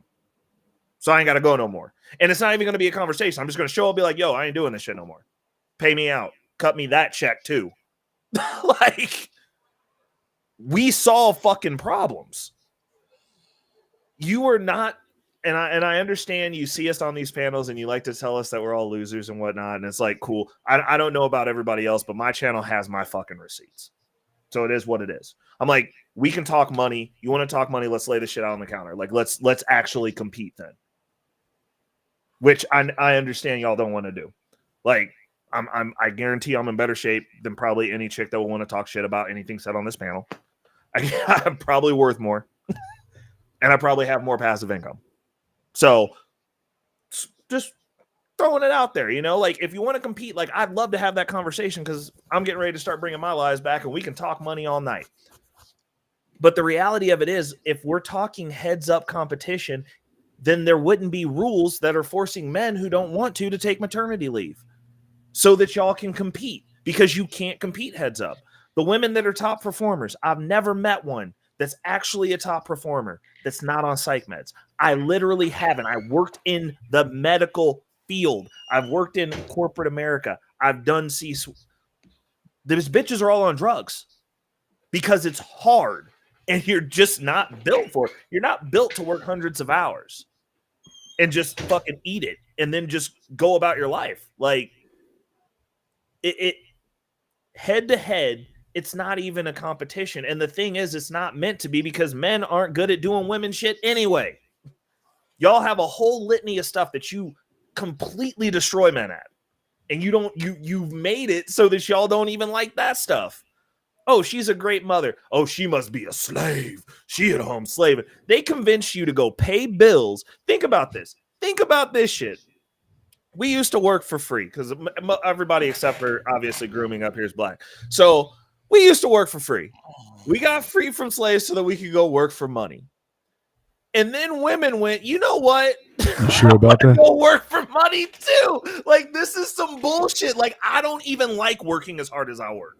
I'm just built that way. Like, I can't sleep right if I don't work real hard. That's how I go to bed. You elected to come compete with me, who's just trying to fucking go to sleep. That's all I want to do, is just go to bed. And if I lay down and I don't do anything, my entire fucking body hurts. Just laying down. Like, if I just lay around for a day, I'm in pain. My body's like, what the fuck are we down? Are we dying? Yep. And you elected and fought to go do that so that you could pay for all these bills and have all the stress on your shoulders for yourselves. But we're the assholes. Like, all we've done is accommodate you in this country. The history of America is a history of accommodation to women. We let you stay at home. You didn't like it. You want to go to work. Now you don't like that. Now you want all the psych meds and all your kids, the babies that you are having, talking about high risk pregnancy. It's probably because you're on the fucking psych meds and your DNA's been fucking morphed and modified and poisoned. So the seeds are now morphed and modified and poisoned. So that you can go to work. You a boss bitch. And your kid's retarded. Like, okay, like, here we are. Like, you've done these things to yourself. You have poisoned yourself. You've defiled your bodies yourselves voluntarily. And now what? Now you don't need us. Like, cool. Like, we're accommodating that, and you're mad about that. Like, it's one of those things. Like, my stake on it is what I said. Like, I'm all for it. Don't need me. Cool. You just won't have me. Like, that's fine. Or like, you'll only have me in a fashion where I'm having you. You know what I'm saying? We both get what we want, you know? But I'm just not going to date you. Like, I'm not going to, like, if those words for me is an instant, I'll never date you. Honestly. Because I'm not going to work myself to the grave. Like, I know I'm going to do that anyways because I'm a man. But I'm not going to work myself to the grave for somebody who started off in an ungrateful state, because I'm not going to ever unhear that. And I'm not going to believe that you're actually grateful for any of the stuff that I do for you. So the only thing that I can give you ungratefully is dick. So that's what I'm going to give you. Mr. Bennett. Next? On what? Women. What do you think about the women's, Mr. Bennett? I mean, no, I have a lot in the this queue, is, but I'm gonna let you go. This is going like way into different stuff. I'm just gonna say this. I was with a client tonight, personal training a client, and he was like in a really good mood because he just turned 40, and he's married, he's got kids, but he's realized he's just now sort of coming into his own. Decided to make some changes in his life, become more disciplined, get rid of some things that were, you know, bad habits of his. And he's just talking now how it's like at this point in time, he can't keep the women off. That he is become he's coming into the better version of himself. And he just thought about how back in the day, 20 years earlier, like nobody wanted him. He was the geeky guy. He was the nice guy. He was the, but now I think women are starting to see that he's the guy that they need, but not necessarily the guy that they wanted, certainly not back in the day. Yep. And so he's, again, we talk about how men start to really hit their financial stride and just their confidence stride in their 40s and up. And it's weird how a lot of those guys who were, again, the cool guys back in the day, the guy who got all the women back in the day and whatnot, how they got really nothing going on today. Because again, it takes time to build into a man. It takes time to, develop that sort of discipline. The guys who were the men back in the day, I don't see those guys winning today. And even for those guys who are still around, the only thing they can talk about is back in the day. Yep. Like if you listen to how they talk, they always talk about how it was back in the day, what they did back in the day. You don't hear about the future. You don't hear about what's going on now. What are your plans now? What are you working on? You don't get the good news in terms of what's happening in their lives today. But it's always they want to reminisce about the good old days. So I think there's casualties on both sides here. I think there's certainly that there's men.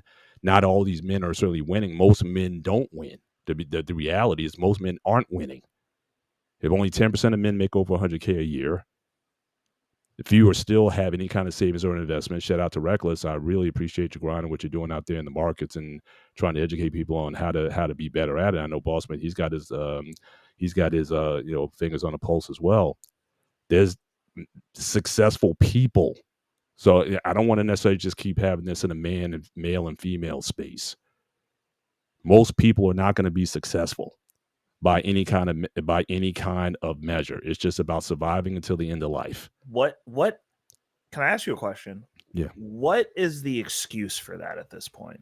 Because I mean, if we go back from a historical context, I would totally understand. I'd be like, you live in India, you born in a peasant caste, you can't leave. That's just where you're at. You live there. Mm-hmm. You back in the pre-old medieval days, you were born a peasant. Like most likely you were never going to get a hold of a sword, so you were never going to be able to fight your way out of that without grievous sacrifice. But like in 2024, and the reason I say this is because I'm an autodidact. I never went to college. I got no formal certification of being smart. I know how money works, and I can look at systems and I can figure out how to break them. Mm-hmm. And I overcorrected because I was like, I don't want to be homeless. Like, I know that like that's a deal, but like I'm a failure of the school system, and the school system failed me. Like, I graduated high school. That was as far as my education by somebody giving me a piece of paper. That's as far as it went because I realized it was bullshit at that point for what I wanted to go do. Because I was like, I don't need a piece of paper to sign your fucking check. Right. So like for somebody like me, because like I've got all the strikes, single mother, black, high school education, highest level education. But I don't think those are markers though. Let me get to your question. You asked a question, so I want to get there. So I'm like, the reality is it's both. In history, you had people who've been oppressed systemically, but then again, the mentality of most human beings is not to be successful. That's the only thing that we get more, and certainly in this modern society or this modern era, is you get to separate the ones who have the capability of being successful from the ones who don't. In an older time, there would never have been a Reckless Ray. But even still, even in the best of times, you're only going to have a few Reckless Rays. Gems are rare for a reason. Think about it. When they got to dig up the cobalt in the ground that powers our cell phones, how much dirt do they have to move to get to the precious cobalt? Right. So again, all we're saying here is that you live in a society and environment where you have the choice to be something that you're not, but that doesn't mean that everyone's going to be motivated to do that. And the reality of capitalism is you can have people doing that. Everyone talks about capitalism. The bottom line is in capitalism, you talk about 2% of people who can be successful in capitalism. Because if there were more people who were successful, I don't think it would work. You need your workers. You need those who feed the system. But in this country, you have your Horatio Alger stories, the guy who went to rag to riches, that 1 in 100 guy who made it successful. And that empowers and encourages and inspires the next person to say, I could be it too. Whereas if you're in another place, if you're in Haiti, if you're in another place, whatever, it's like it's not even talked about. It's not even considered. So again, a peasant life in another country like that is what most people think that's all they can be. But we build a society or a platform that lets people buy hope that you can be this. But again, we talked about it. The average person is making $40K. We know that. So again, I just don't think that, most human beings, I don't think we're necessarily built or designed for this success. Everybody needs to be successful. No, it doesn't work in my view. That's just how I.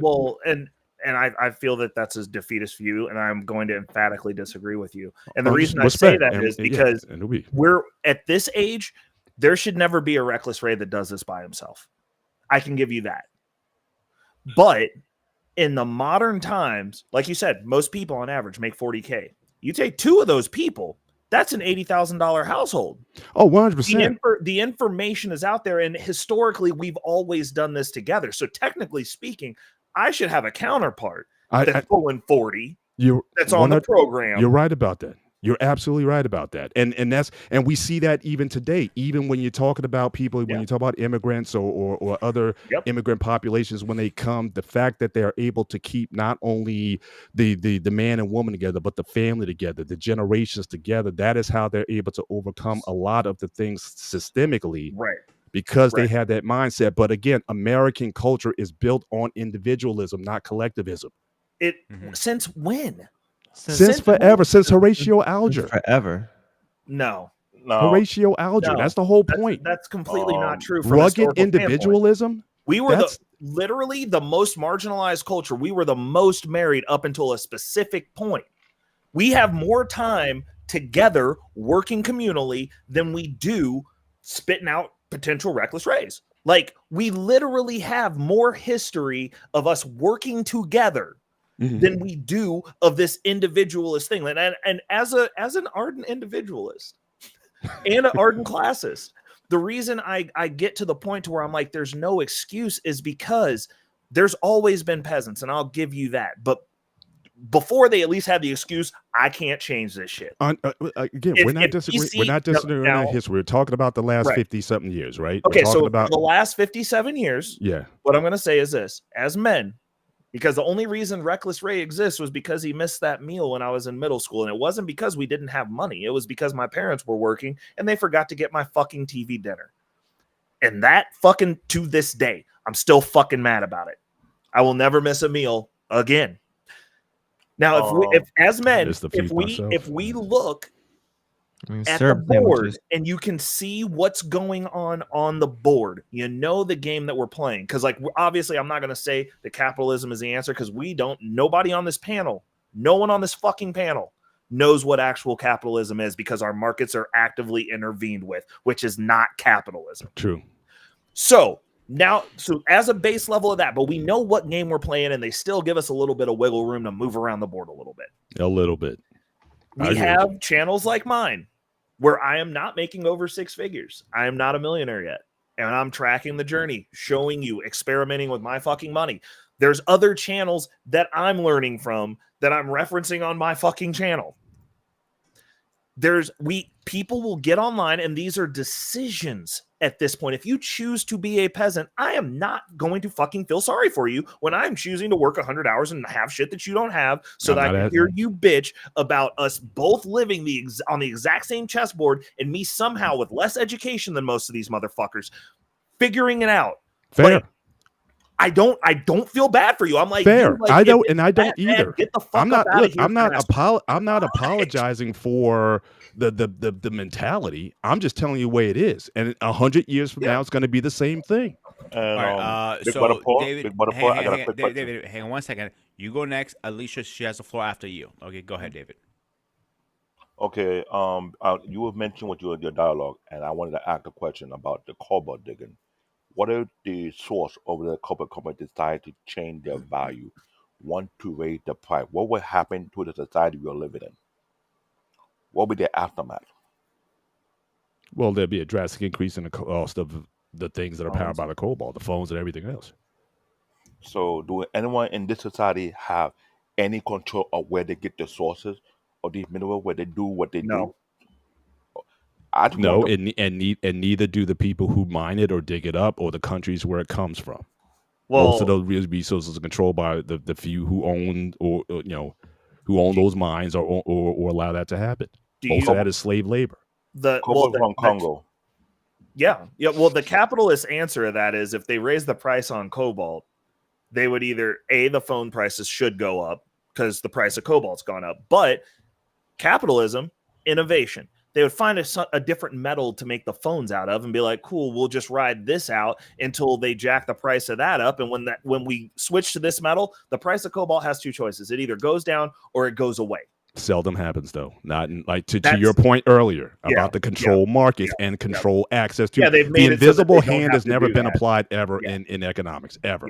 So that John Smith, it sounds good. Like all of these things, communism sounds good in theory or in a bubble, but it doesn't in a practical society. Just the way human beings work, it doesn't work. I mean, and capitalism barely works.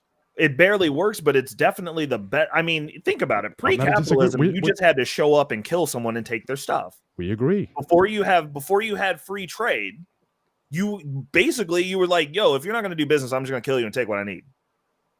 So, I mean, I understand capitalism. Well, we don't have capitalism. If we use capitalism, we never had capitalism. We did for a little bit until when we came off the gold standard and started going, we'll make up money. That's when it died. When they made it illegal to hold gold. No, because before then, you had your robber barons, you had your collusions of industry and whatnot. But listen, that type of capitalism, that was still capitalism with savagery. I'm going to come take what I need. You're not going to do business. But it wasn't competitive because they still squashed. It's that goes back to a king is never going to let another power come in and compete. They're always going to look to try to take the person out before they can become a threat to them. That's just human nature. Exactly. So again, so you can't have capitalism though. Because capitalism says, again, in an open market, people are free to compete. So if you have the means to take them out to prevent them from doing so, that's not capitalism. Think about this. During the robber baron era, my only pushback, you had maybe like 3 or 4 guys on a grand scale who control 99% of the stuff. Because they took it early. How do countries get founded? The same fucking way.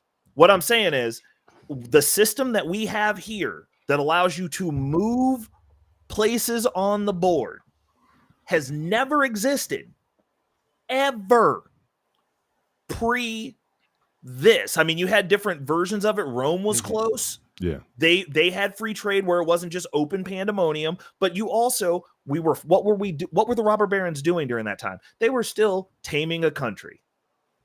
By their terms, they're savagely murdering people and moving them to places that they didn't want to be. Right. But so you still have that going on. So it's still the Wild West, and there's still the system still, by and large, outside of those assholes, functioned. The world that we have now functions to the tune that we complain about the most first world problems. We've tamed this planet to the point that our country and society is so safe that women get to say they don't even need us, even because we fix everything. And it's going to fall by the same as they've That's always what happens done. when you run out of problems. So it happens to every civilization. The modernization of civilization leads to, again, it's a curve. It's inevitable. So again, call me the pessimist or the whatever. This is just, again, past has always been prologue. So I don't see us escaping this. Will we even be a nation or institution 100, 200 years from now? I don't know. And that's not a very optimistic tone to take, especially given all the access that we have access to. But again, typically these things don't last.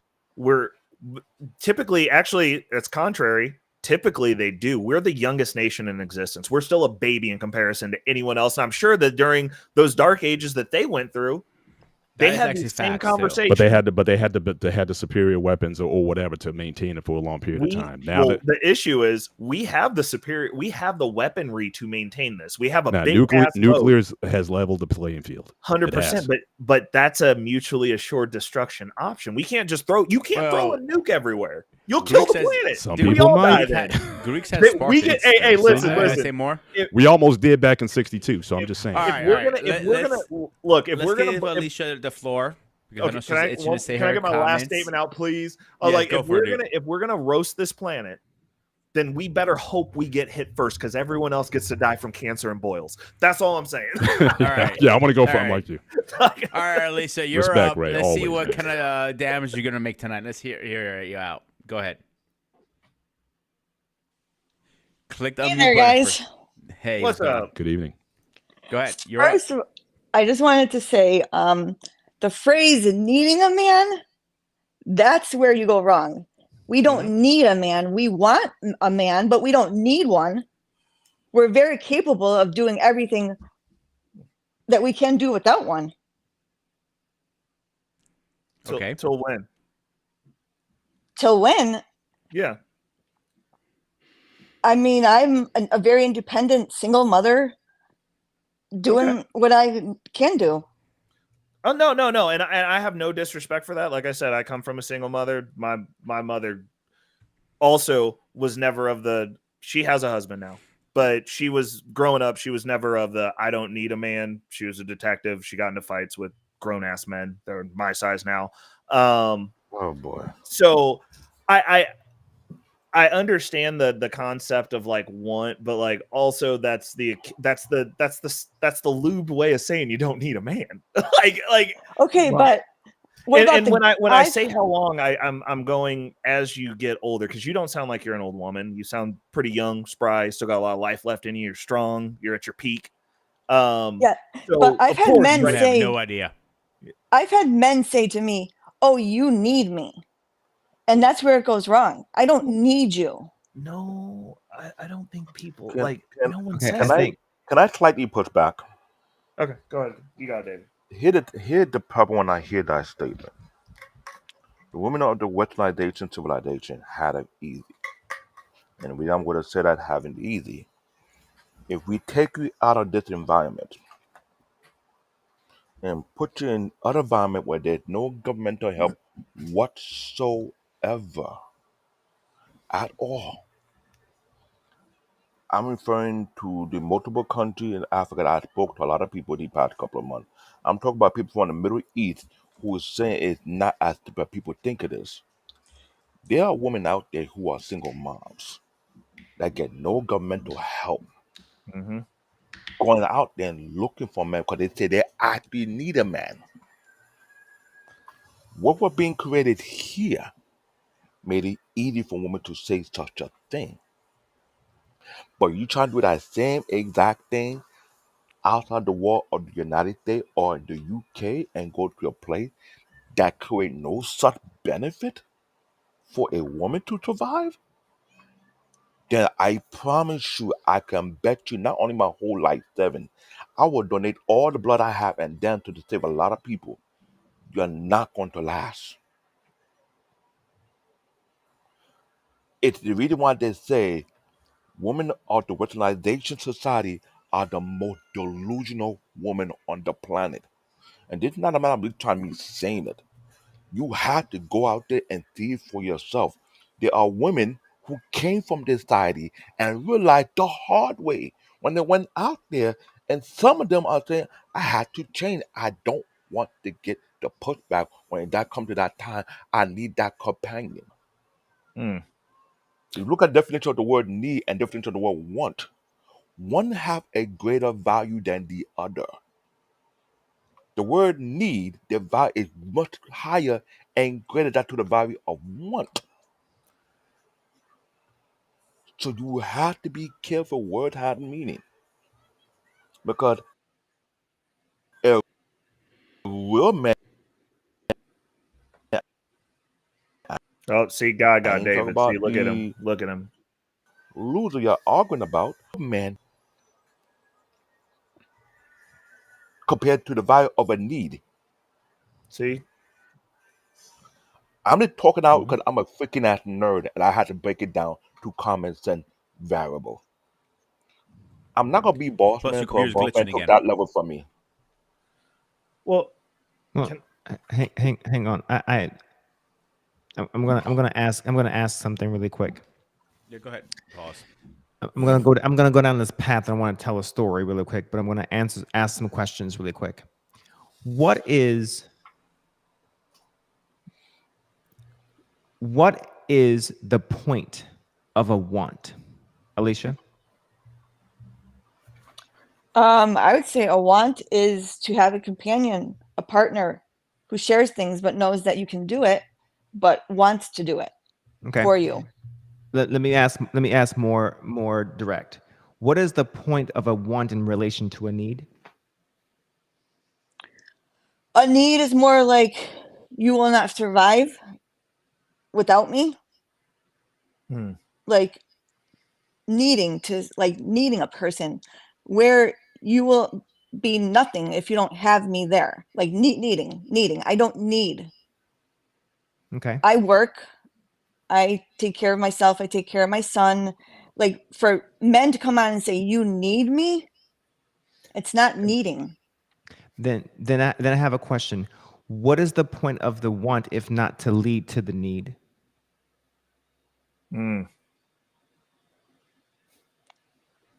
Wanting is just to have a partnership. Bingo. Then you are leading to the need if you're wanting the want. So if someone is saying that they are willing to show up and be there for the need, and you push them away, then there's no point of standing there offering the want if you are not willing to hold on to the need when the need shows itself there. See, here's the thing I want to put. I have a ring on my finger right now, okay? Showing that I have a wife, okay? Showing that someone offered themselves to a point where they said, if you are wanting to offer yourself as if you're wanting me as a needing partner, I am there, right? And I'm willing to be that for you, okay? Which means I had to see that person past a want to cleave onto as a need. That means that person had to demonstrate more than want behavior to see that they were valuable as a need.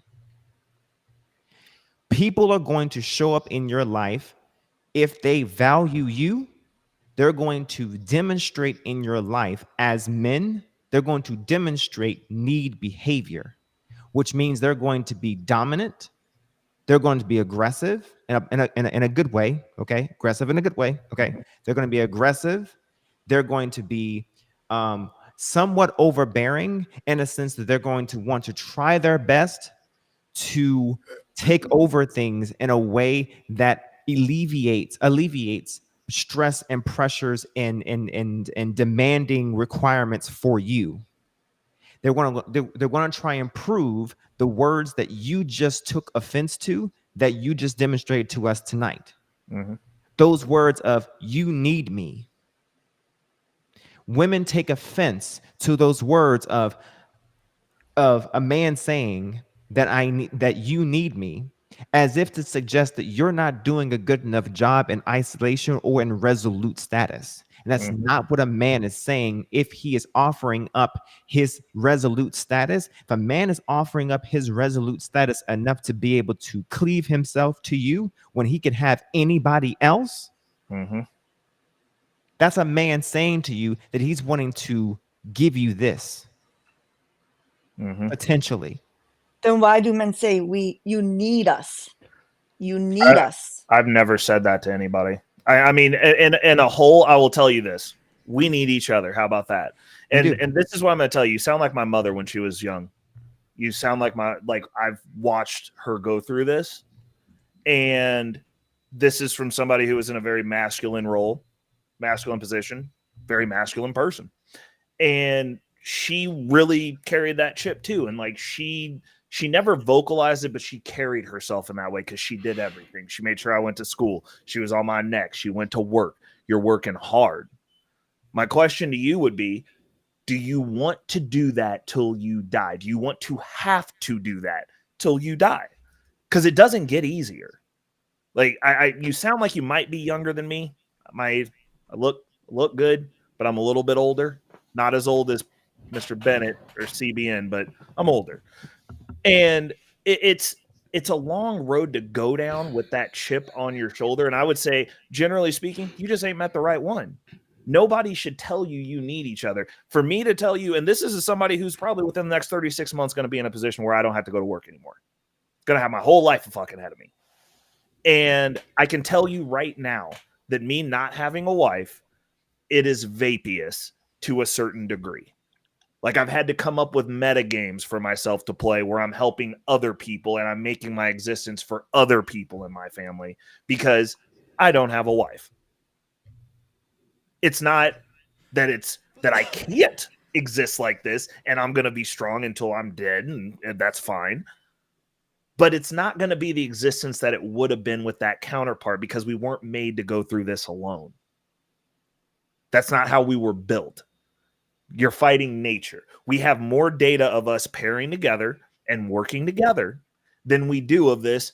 I can just fucking do it by myself. All these MGTOW guys, these black pill doomer dudes, they live vapious existences. Even it's the equivalent of the girls who were like, I don't need a man. Look at how happy I am. I got to say I'm happy every damn day. The thing that pisses me off is that we don't see Mr. Bennett making a show about how happy he fucking is in his marriage. Hey, I want to see Boss Man talking about how happy he fucking is in his marriage.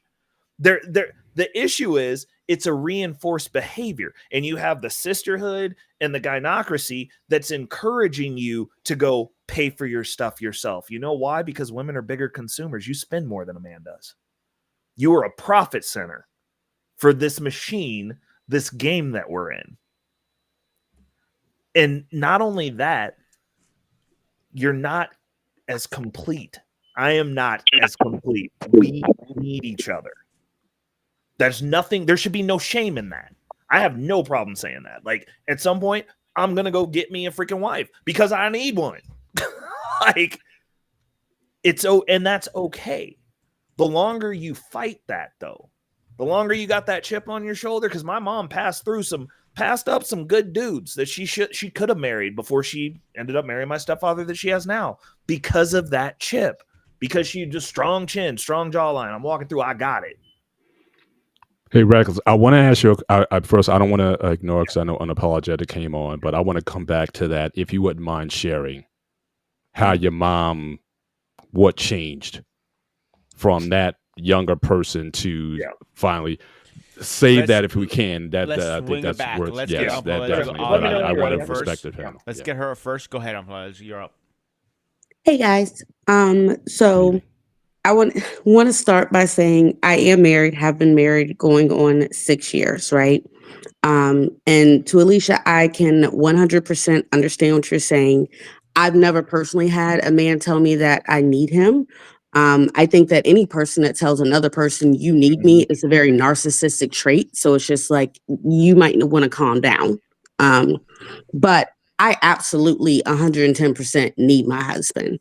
And outside of the financial, just the emotional support, the mental support, like that's my cornerstone. If my day has gone to shit, that's my person. So I 100% need that man. And I know that man needs me. Like the other guy was saying, I apologize. I'm on my phone and it's super small. But like we need each other. And that's the beauty of a marriage, is that need for each other, that desire for each other, that want for each other. I've watched my mother had 3 girls by herself. Me and my little sister are the only 2 that have the same father. My older sister has a different father. And I've heard my mother say multiple times, I don't need a man, I don't need a man, I don't need a man. She's told me and my sisters, like, make sure that you never have to depend on it. She would say anybody, but she would emphasize, make sure that you never have to depend on a man.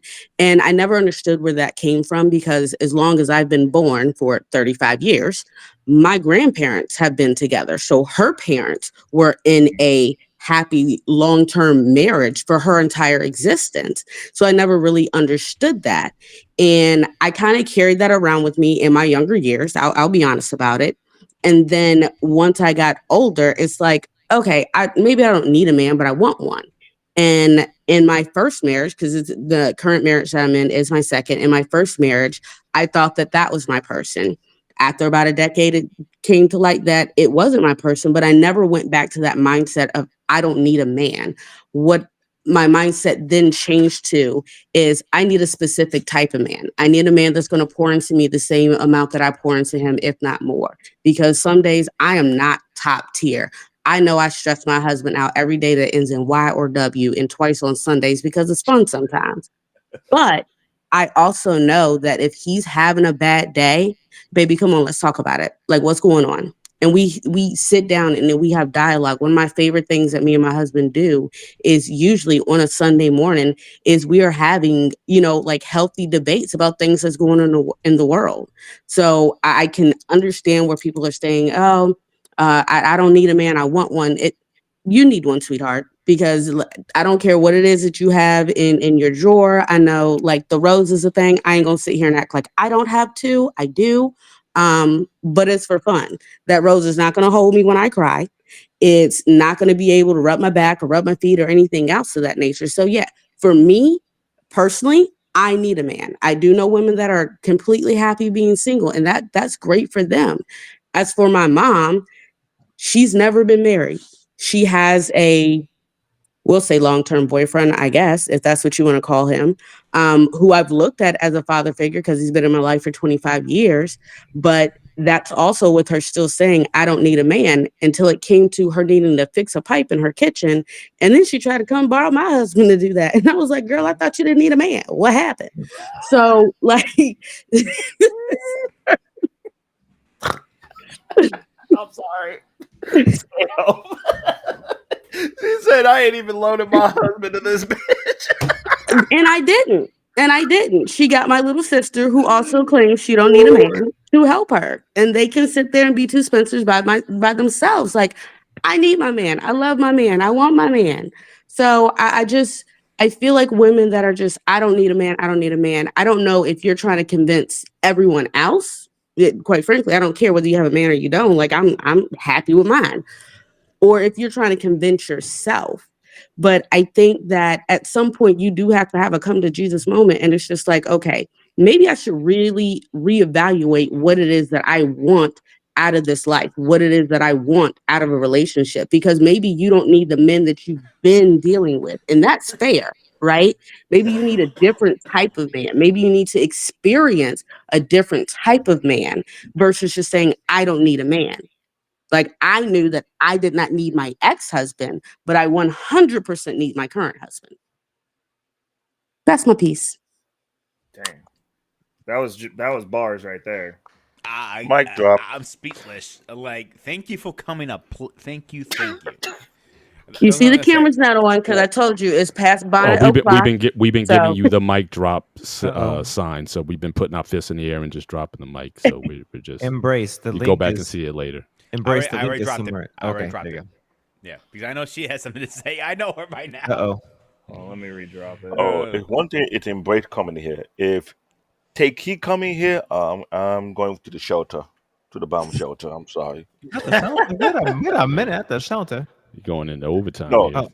you don't understand. I need to drop to myself because I need my wife. Grace is one thing. Take Key is a nuke. You don't need Take Key to come up here to start dropping bombs up here. But Reckless, can I go back and ask you then? Yeah. Was there a life event? What was the pivot? So pretend this is the Pivot podcast. So what was the pivot where your mom basically said, "All right, enough of this. I've had enough." And so what happened? Fun fact. She discovered this after I left home at 16. We got into a pretty bad argument. It was the first of two times. I left home when I was 16 and was gone for about a year and a half. And then I came back home for my senior year. And when I came back home, she was like, it was like really weird and awkward. But like there was this dude that she had been talking to, I guess. And it was during that time period because it was like her, my grandfather, who's came back and he had a really bad stroke and they thought he was going to be passing away soon. And so he wasn't useful. So she was literally in a space where there were just no men around at all. Cause like I moved out. So I was working all the time. And when my grandmother passed, like that was kind of the glue for the family. Me and my mom had an argument one morning and she hit me with you couldn't survive out there by yourself without me. So I packed my shit up and left and didn't come back and did not communicate with anyone but my grandfather because like he was in such a frail state that I was like, well, if I have him worry, he might actually die. So I kept in contact with him to let him know I was okay. But that was my own, like she didn't see me for a solid year after that. And when I came back home, she was in the process of getting ready to get married. And so to the best that I've been able to suss out of the circumstance, my stepfather that I have now worked within the community center. So my mom, towards the end of her policing career, she was doing community outreach and like activity programs with at-risk youth. And she did the police athletic league. So she ran that, and they did boxing, and it was at my now stepfather's, one of his gyms. He was in charge of a few of the city gyms, and he just kept picking at her. Like she was strong jawline up until I guess he found a crack in her shell of an egg of whatever. And he just kept, every time she came in, he was just, hey, like he treated her with humanity, even though she wasn't in a state to receive it. And he just kept doing it. Because he wanted her, or he was just trying to be good, just a friend? And no, he wanted her. Like my mom was bad back in the day. Like she was one of those moms. Like I got in plenty of fights with the kids in the neighborhood because they would say off pocket shit about my mom. Gotcha. So he was very interested.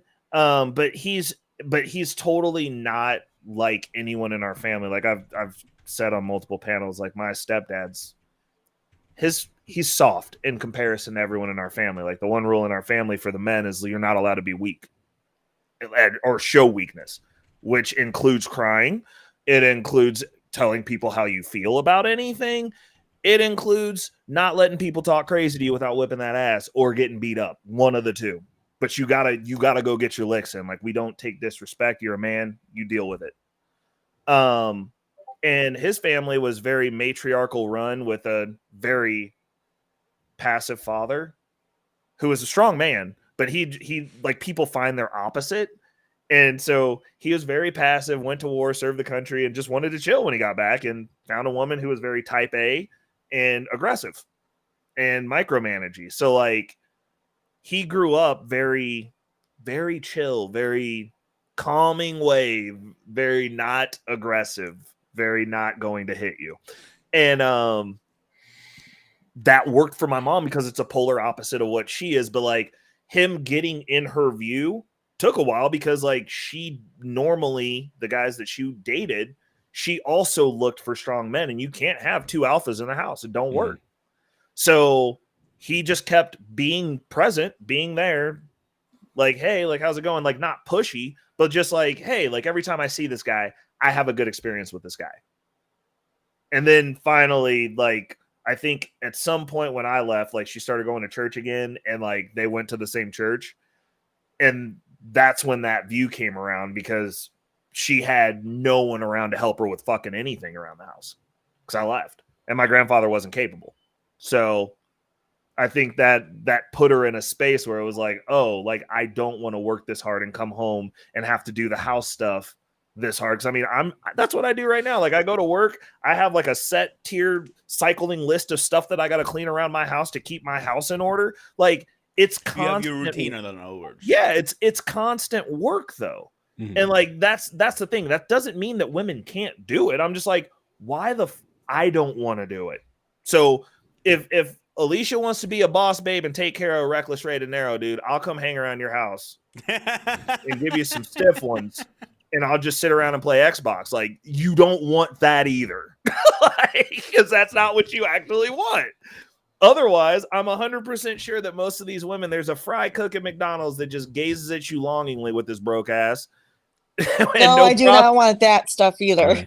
There you go. Exactly. So that's what I'm saying. And I'm like, I don't think that there should be a stigmatism. And I understand where you're coming from, because nobody wants it thrown in their face that, oh, you need me. Like it's not like that.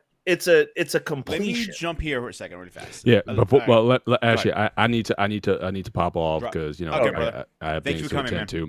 But I just think, Reckless, I wanted you to talk about that because I think that, and also with Unapologetic on, I think that's really where I think a lot of these conversations need to go. I think you need women who have come to that realization, however you want to call it, need or want or whatever.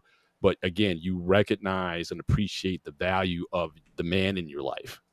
I think if more women share that, I think that would be a much more positive contribution than constantly having, so like, you don't need me, I don't need you, and all this kind of stuff. I think women get up there and share their real in terms of, look, I had to come to a decision to say, look, this is good for me, and I'm reaping the benefits of it. And be willing to share that. So again, I think more women need to do that, not less. And even guys, again, if we know that, so again, shout out to Boss Man, shout out to R Payne. R Payne, every time he's on, he can't help but talk about his wife. And I just think we need that positive, men need to positively affirm, I'd be a different person if it wasn't for my wife. And there's nothing wrong with that. You're not less than because you admit that and share that with people. So again, just shout out to the panel. Looks like you guys are about to go into the overtime session. I'll follow up with you guys later on, but you guys be good. I'll see you out there in these streets later on. Peace. You guys have a great night. All right, brother. I'll see you soon. All right, man? No doubt. All right. So, Alicia, me and you know each other for over 10 years, right? Yes. Okay. Over the 10 years, what I always tell you, stop looking at the wrong places for wrong men. Have I? Mm-hmm. And you keep doing the same mistake. Okay, let me ask you a question. You broke a pencil. You put it down, you break another one. You keep doing the same thing over and over and over and over, same way. But you don't learn how to not break a pencil. You learn how to break a pencil 100 different ways. So why do we keep doing the same mistake over and over and over? You see where I'm going with this? I wouldn't say I'm looking to do the same mistake. It's basically what's out there. That's a habit, though. You go I'm just. That's a whole nother subject. That's a whole nother subject. Going on these dating apps, a whole nother subject. Oh yeah, no. You're probably. I have a show coming for that. Oh, the show's coming for that next. Don't worry. Oh, okay. Grace, you're up.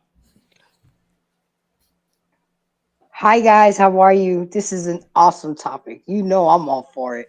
That's why I emailed you. Grace, no, but I'm gonna be graceful. I'm gonna be graceful with it because I'm being wild. I got eyes on me right now. She's been drinking. That means she had her third glass. No, I think this is a great topic because the only way women are going to learn are from the men. Okay, men don't want to throw it in y'all faces that you need them, but you guys are acting and walking around, and sometimes y'all need to be reminded. And I'm going to take it down to a level much deeper. And I understand the young lady because my dad raised me like a boy. And he always told me, you may want a man, but I don't want you to ever feel like you need a man. And that was a disservice that he did to me. But I turned it around. The fact remains is that, young lady, this world would not be the way it is right now for women if it wasn't for the men. And I got it here because I'm ready. Police officers, 86.7% are men. So when you call 911, you have an 87% chance it's going to be a male. Firefighter, when you have a fire in your house, 88.2%, it's going to be a man that's going to come for you.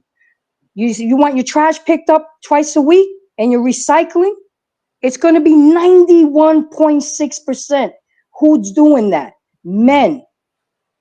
Oil rigs, 5.0%. Who you think all those men right now, and I hate to use this, but it is a perfect example because I've been saying it for years, for a couple of years now. Y'all women with y'all nice big houses, y'all flooded right now. Who coming to save y'all? Is it a woman or is it a man? We got to take it a little bit more deeper. A lot of women just think is the man that they're exchanging bodily fluids with. It's men overall that we need to understand that we need. Not just our brother or our husbands, but just men overall, because without them, I'm telling y'all women, y'all better if you got a good one, hang on to him tight. If you don't have one, you better find one because the bear gonna eat you up. I can't believe some of y'all choose the bear over a man. I'm gonna end it with that because that's just too funny for me. Nah. Don't forget the hot sauce on it. Nobody asked you. Bruh. Yeah. All right, I gotta say that because women just don't get it. That house you're chilling in right now, men built that. that electricity that 3 million people in Florida lost. It's men out there trying to put that shit together so y'all can have hot water to wash your asses. I mean, let's keep it real I'll to be the nitty honest, gritty. Grace. I have never seen a woman plumber. I never seen a woman electrician. I never see a woman roofer. So I've only seen one woman plumber and 2 female electricians in my lifetime so far. Okay. I love that Ray said that we need each other. But right now in this time, women, I'm sorry, Savia, let me just finish. Women need to realize that they do need men, and not just for you know what. And I'll land it there. I digress. My mic is Now, muted. great. I know I'm being shady right now, but you're talking about Florida that they don't have bear, but they do have gator. Would they chew the gator over a bear? I'm just saying. Oh my God. You wanted to say okay, Lost. You're up, my man. Thank you. Please don't interrupt me, please, because what I'm about to say is going to be very, very valuable. Everybody's trying to appeal to fear. Everybody's trying to appeal to your better nature. Everybody's trying to appeal to they don't want you to be alone or anything like that. I'm going to appeal to common sense, okay, and reality. The real reason why most women say that they don't need a man is because there's something that they heard from another woman who didn't put in the work that it took to keep a man that's worth a damn. Did you hear what I said? And you know, the saddest part about it is to watch this thing continue over and over and over again. You don't have time to waste. And I'm telling you this from experience. There is a point in your life where you're going to get to the end of your life. And there's going to be either one or two things that are going to happen. You're going to look back lovingly in your life and say, man, that was one hell of a ride. I'm glad I enjoyed myself with my spouse, my family. Or at the end of your life, there's going to be a situation that's going to be full of regret. And the graveyard is full of people full of regret. You know what I mean? My whole thing is this. I'm not going to waste your time telling you my story because it's irrelevant. It's high time we have to start telling people exactly what's really going on.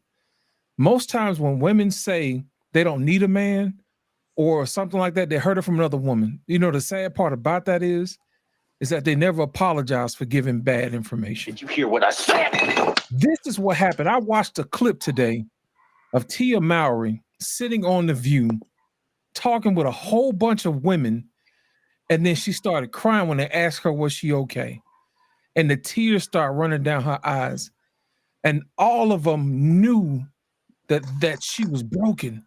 And to me, that was the worst feeling in the world, is that somewhere along the line, some woman gave this woman bad advice to leave her family. That is the worst advice ever you can give. Marriage is one of those situations where you have ups and downs, where you have ebbs and flows, where you have good times and you have bad times. That's called life. But when you're married, those bumps are not as bumpy. You know what I mean? And what happens is the most times when people complain about the spouses they have, is because that is the spouse that they could doggone attract. But my whole thing is if you take the time out to improve yourself, to educate yourself, to be more empathetic to other people, and to listen and feel what they're going through, you will definitely attract the person that you need in your life. You're going to start attracting the person who wants to help you help other people because they see the goodness in you. People will want to be around people that have goodness with you.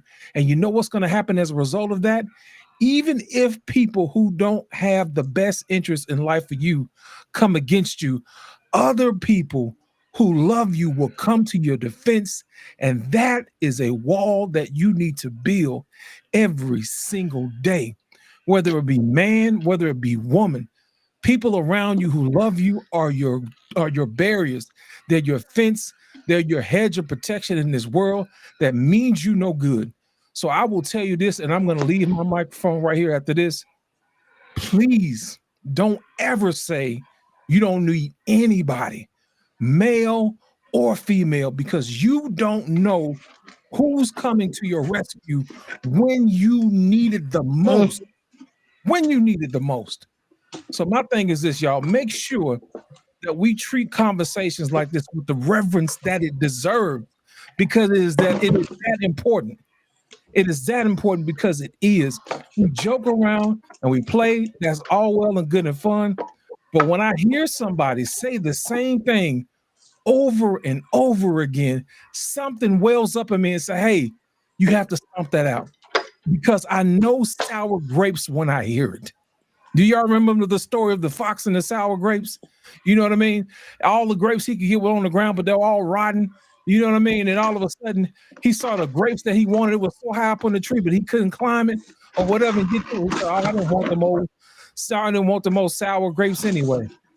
It's because he couldn't put in the work enough to get what he really wanted.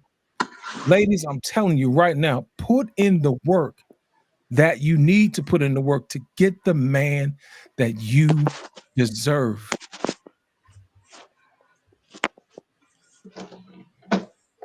Lost, thank you. As always, preaching like you. This one was very meaningful. I can see it from your face how much that meant for you. And thank you. So, let's go around final thoughts really fast, and let's call it for the night. How's it guys sound, guys? Cool? All right. All right. Ray, you want to go first? You were the one who started this. I didn't know you were an animal person. Embrace. Embrace. Mute your mic, sweetie. Oh, hang on a second. Sorry. Oh. Don't worry about it. All right. Yeah, go ahead. I collect feral cats. It's kind of my thing. Oh, I collect dogs, so. And ladies, if you're not trying to have 19 of these, you better get your lives right. No, I was joking. I only have two. I only have two that live in the house. So, but anyways, like I was saying, we need each other, and it's fine to say that. It doesn't have to be a defensive thing. Your life, obviously, if you're not doing it by yourself, it's easy. It's easier. I mean, you're gonna. It's it's funny. Women would rather go 100% than go 50-50. And 100% by themselves. It's crazy to me. It doesn't make sense. It's not how we were built.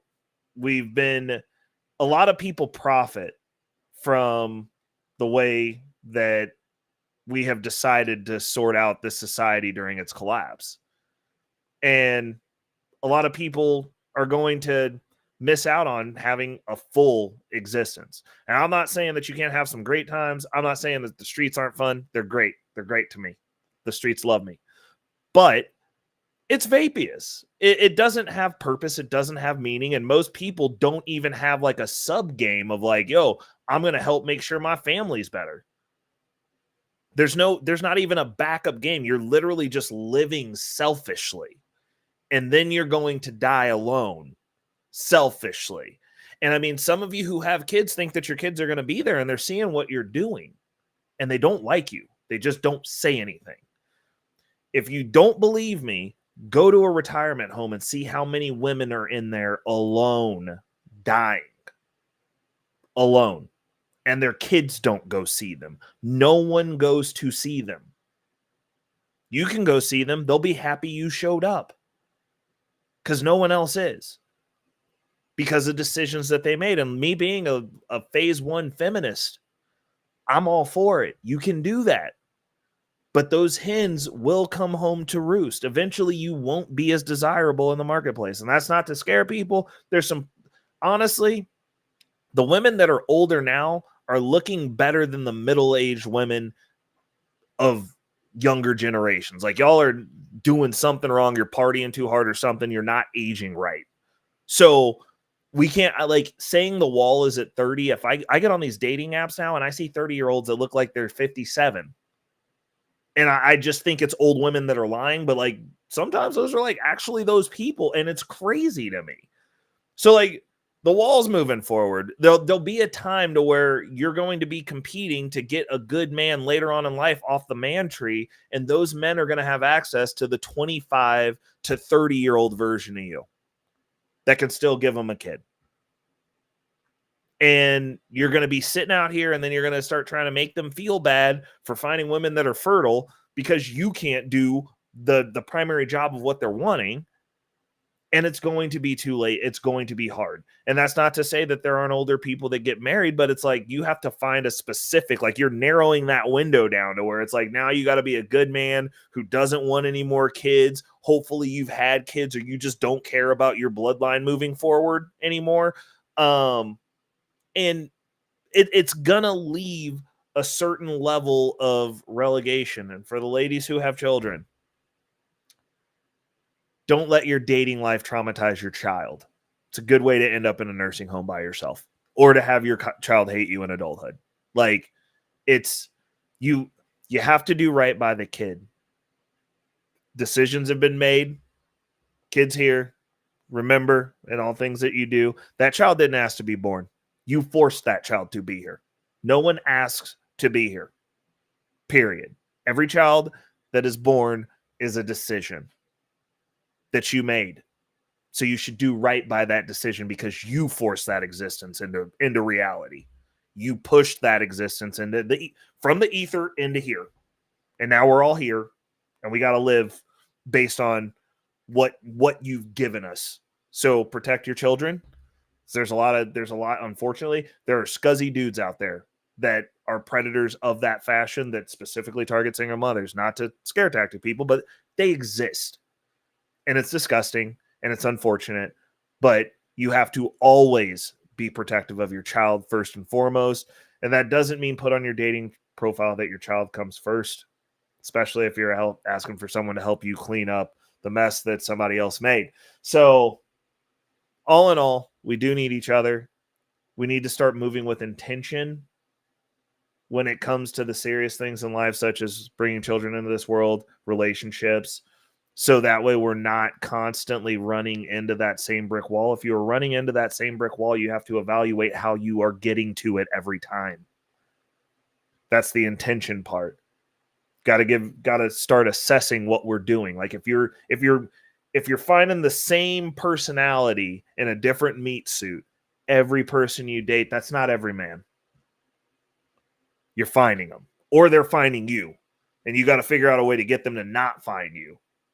And then find the people that you're maybe supposed to be with so that you can have a fulfilled life. Because doing it by yourself until you're dead probably isn't, historically speaking, the way that we've always done things. So like we don't have any empirical data that says like, hey, this is better, aside from a bunch of liars that are writing articles. Because as previous people on this panel have said, look at Tia Mowry.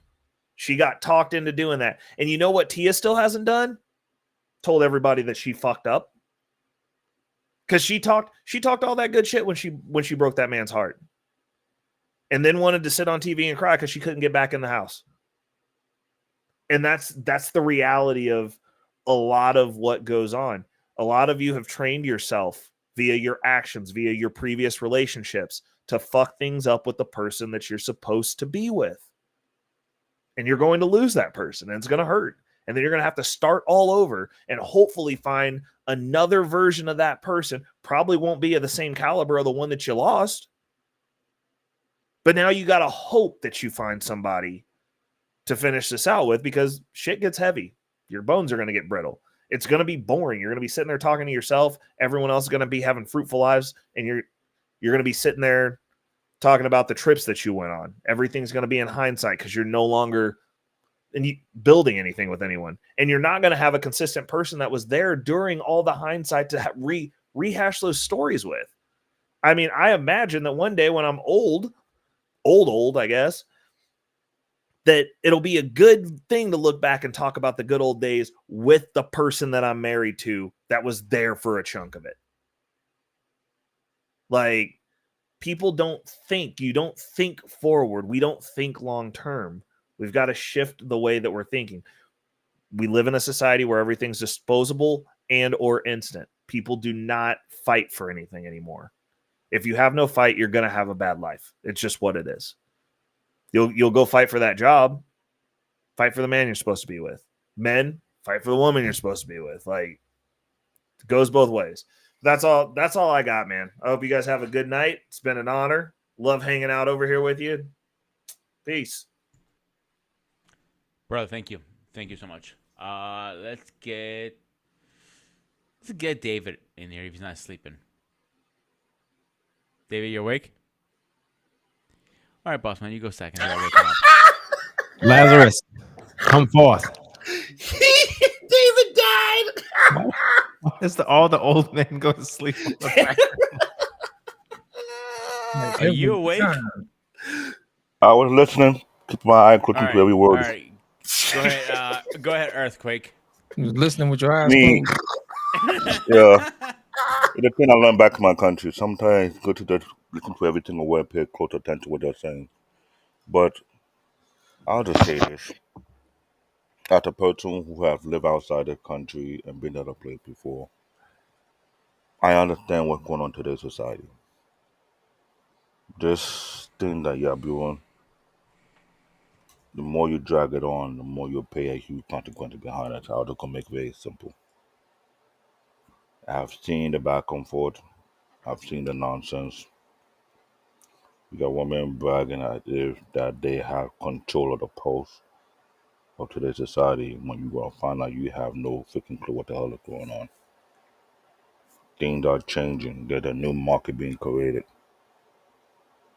All of the elite trying to grab on the thing to make sure they don't fall off. But while you don't have any say what's gonna happen next, it will hit you in the face like an 18-wheeler. I will tell that right off the bat. I'm an African. I have my option. I have my choice. I'm not an egotistic kind. I'm a humble. I'm a chill kind of guy. I know people who are out there who let me know about these things. I got 2 freaking passports. That's not even bragging. Ben had that since I was a kid. Not a lot of people had that privilege. If you have not been in another society beside it and you think you know what's going on outside there, you really playing yourself for a fool. Real talk. Because that time will come. God forbid the infrastructure were to collapse. If there any solid group of women can put in the amount of workload that a man does, not happening. I'm an IT specialist. I've not seen not one freaking woman that do the same amount of workload a man would do. Rather, we end up doing 4 to 10 times more, and then some. And women are not allowed to carry anything past 70 pounds. We got men around. They're not gonna allow that either. Just to put it out there, so let's stop the bullshit, alright? Get out the drug, stop sniffing the chlorine, stop being too delulu, and get back to reality. If you don't, I'm not gonna save your ass. I'll just watch you with a popcorn, some drink, and put some goggle on to enjoy the show. I'm just being vicious right now. No mercy. No Vaseline either. Thank you.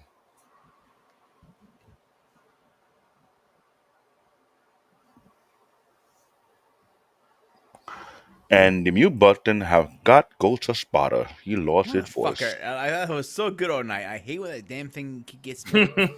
Gotcha. All right, boss man. You're up, buddy. All right.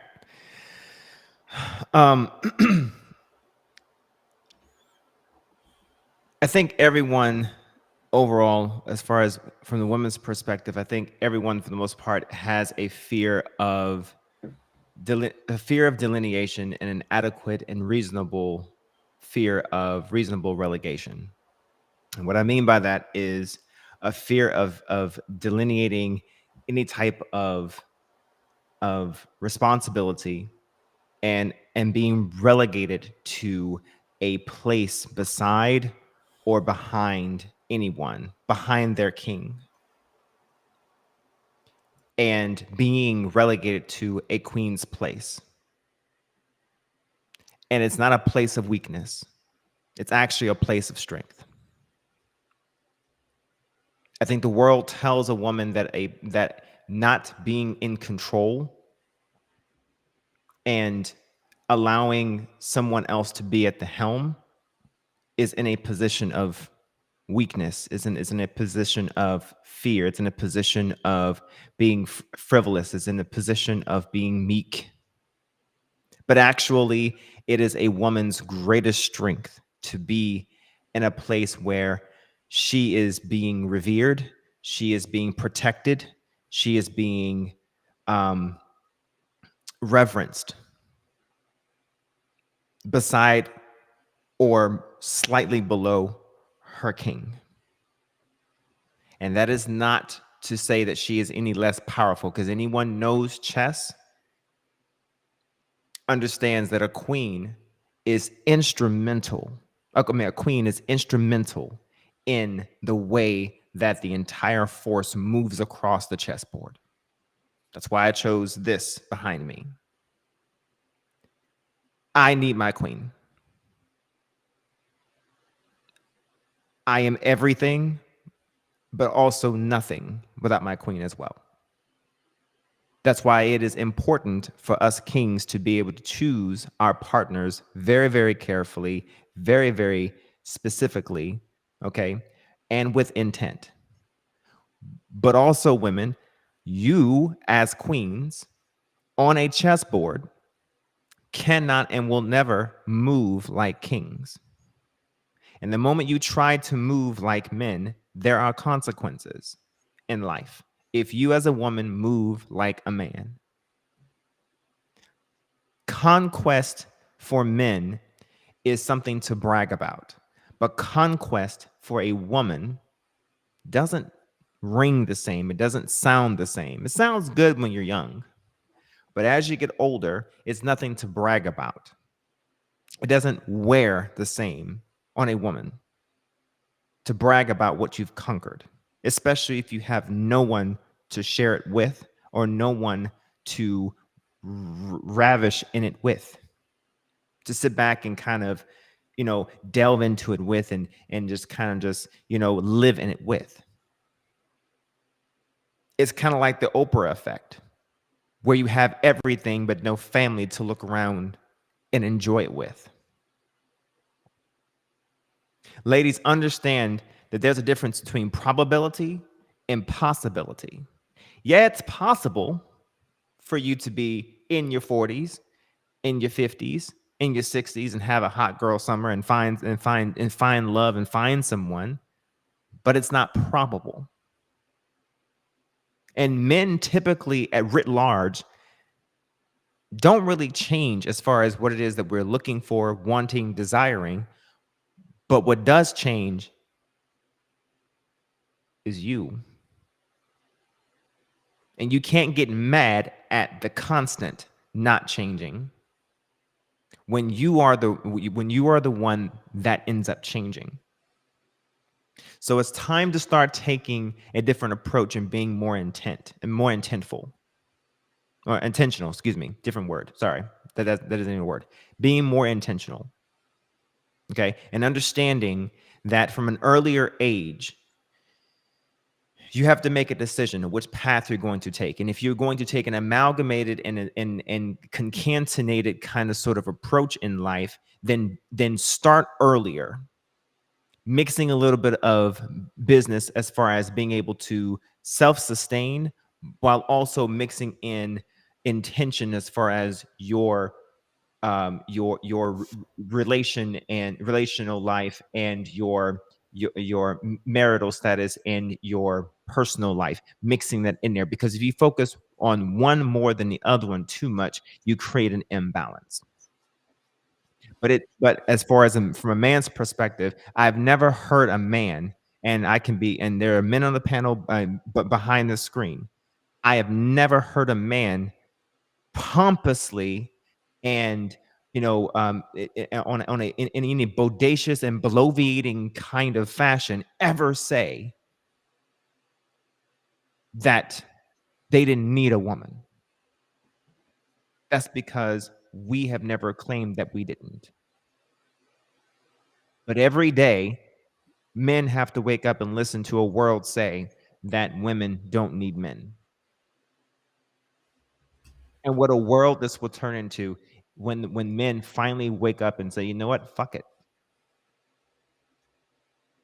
And I think we're already kind of here.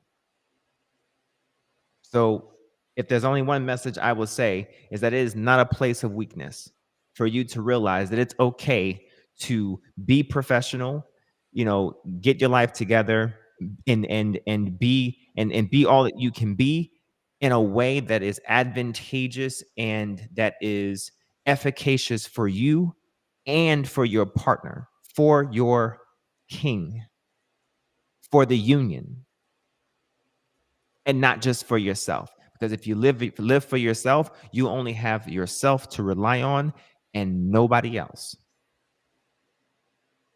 What a lonely existence to look forward to. Over. Thank you, boss man. Thank you. Lost, you want to go next? Yeah, I'll go next, man. I get tired of people lying to other people. I really do. That's the main reason why I always teach people to try to think for themselves. You got to ask yourself 3 questions. Has what you done worked? Has it served its purpose? Or what you're doing right now, is it working? And do you see it possibly foreseeing it working in the future for you? Think for yourself, because the world itself takes advantage of lying to you. They get something from you for lying to you.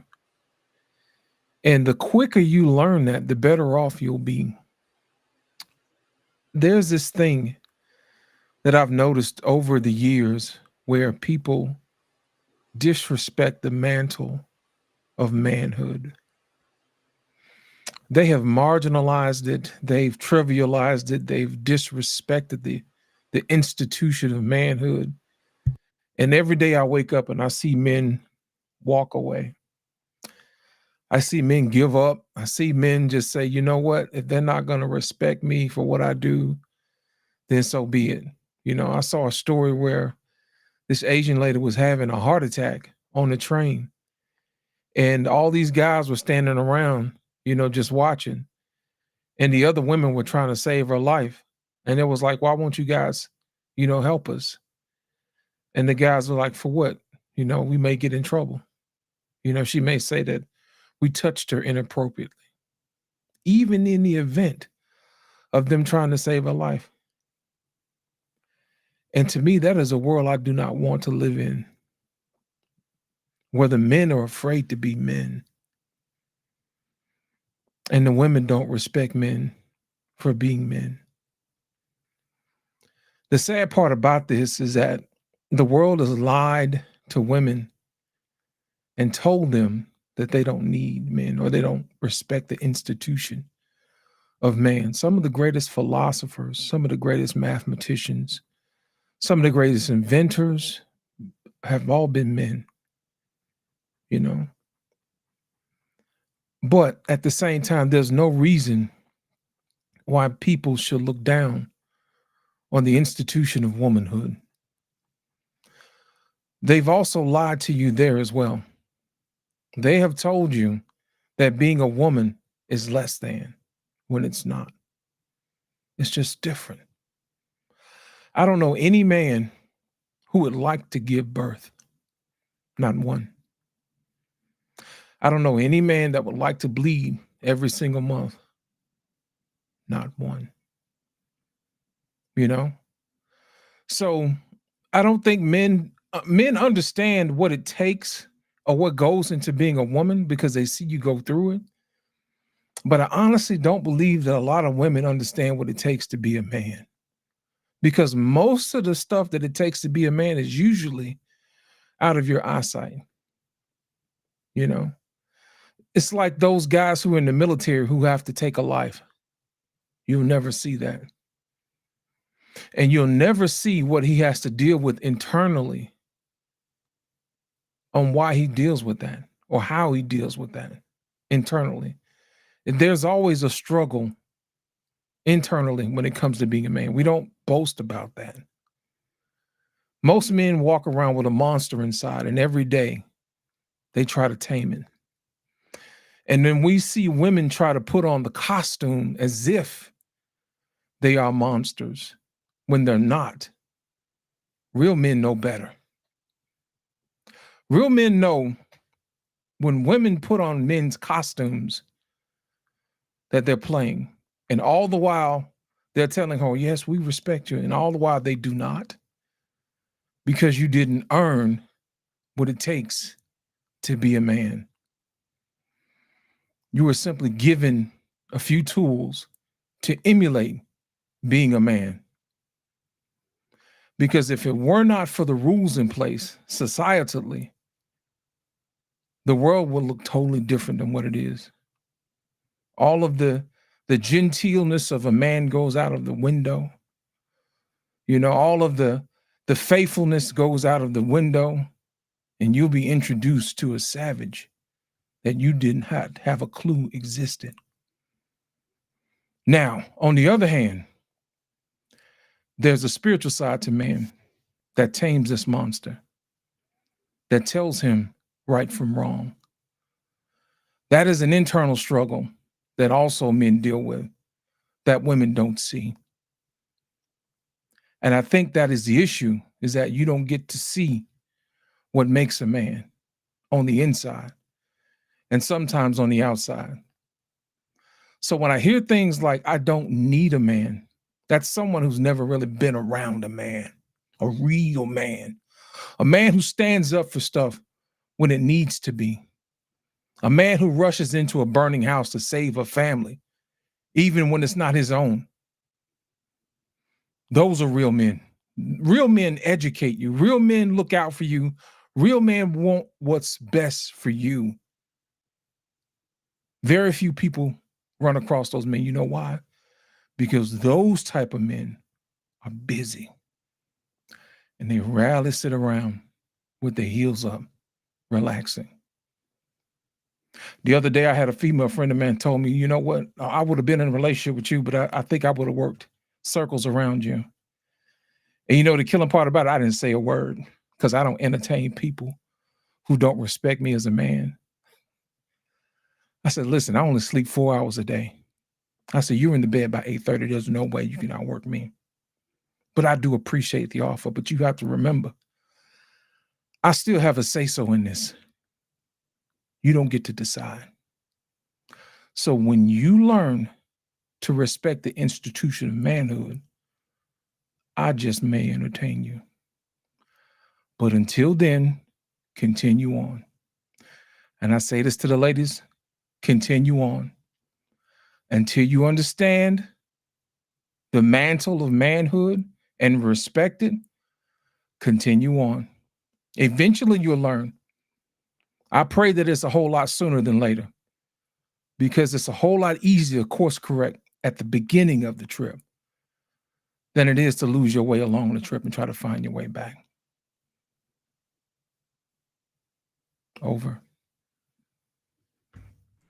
Lost, thank you. Unapologetic, you're last, and you're up. So I just want to touch back on something Embrace had said, which I agree with. Women definitely need to listen and hear what the men are saying, but I think a good portion of the blockage from their ear receptors to their brain is because it is coming from a man, and there's a hurt there by some other man where it's just, I'm not going to hear anything any man has to say. And so sometimes these things also have to come from a woman, because it's something where it's like, okay, my sister's speaking to me, maybe I'll listen. Now, some people out there are just going to be hard-headed. It is what it is. But I do think that having women on the panel that have these conversations where they're not arguing, they're not bickering, and of course, we're not all going to agree. I've been listening probably for about the past hour or so. There's been some things said that I agree with, some things that I don't agree with. It is what it is. But then also to touch back on what Law said, I 100% agree with you there as well. I had to learn how to be a wife. And that wasn't something that I learned from watching my mom, which I want to make it clear. I love my mom to death. Like, that's my dukes. But I also understand that there is a certain level that she just hasn't reached. And I don't know if it's from a disinterest or just not knowing how to get there. But I couldn't look to my mother to teach me how to be a wife, because she had never been one. And I watched my grandmother for so long, be everything to my grandfather. And when it came to my first marriage, I got married at 19. I didn't know nothing about being no dang old wife. Like, you want to marry me? Sure, why not? Sounds fun. And there was a lot of learning and growing that I still had to do as an individual before I could even think about being anything to anybody else. So there were lessons that I learned in that marriage that I came into my current marriage with. But even then, my growth didn't stop there. It's not like, oh, I was a wife for 10 years. I know what I'm doing. I had to learn my current husband, and I had to learn how to be a wife to my current husband because it was different from my previous husband. And that took me swallowing my pride. I know they say that men are very prideful. Women are very prideful too. We are. Um, so that took me swallowing my pride, learning how to accept accountability and apologize without being prompted. Which again, these are all things that were brand new to me because these weren't things that I was watching while growing up. That's why it's hard for me to ever accept anyone who says, "Oh, well, I didn't have this example growing up," or "I didn't have that." Okay, that's cool. I understand, but you're here now. So what are you doing today to fix it? So I think that, with loss, I 100% agree. One thing that I tell my husband all the time is I couldn't imagine being a black man in America today. That, you know what, give me my cramps, give me, childbirth, all that. I'll keep that because being a black man in America today, nah, I'm good. Like just to live is a challenge. And I have two sons.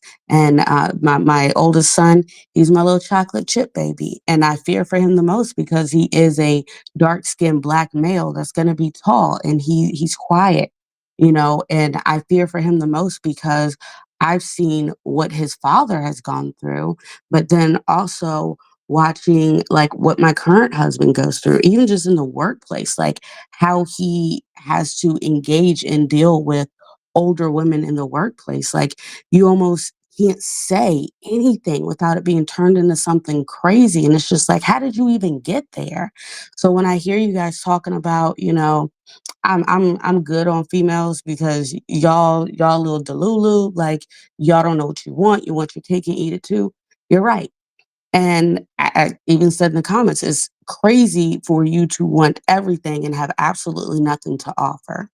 When I came into this marriage, I had a few things to offer, but there were things that I had to learn and I had to grow to a place. And that's not even to say I'm done growing. Like there's still things I have to learn. I'm not perfect at it, but I appreciate the fact that my husband is a patient man. He is a caring man. He is someone that wants to help and is invested in my growth as a person, as an individual, and also as his wife, as am I him. So I say all that to say that, ladies, if you want to, it's doable. I don't think that anybody can ever say like they're too old to learn or understand something. But the key word is that you have to want to first. So that want and desire has to be there, but then also you have to put in work. It's not just going to come easy. You're not going to be able to read a book and then the next day you're going to be able to go out there and do it. Um, Unlearning behavior is hella important. I used to think like submitting to a man, that sounds crazy. What I look like submitting to a man? Like this ain't slave days. I'm not doing that until it came to my current husband. And it was ridiculous how easily and natural it was able to submit to him and take heed to what it is that he's telling me and things like that. And in doing that, I'm able to offer my husband advice in areas that he's unfamiliar with. And for me, I love my husband takes my advice. That makes my damn day because I was like, yeah, I helped babe today. So it can be done.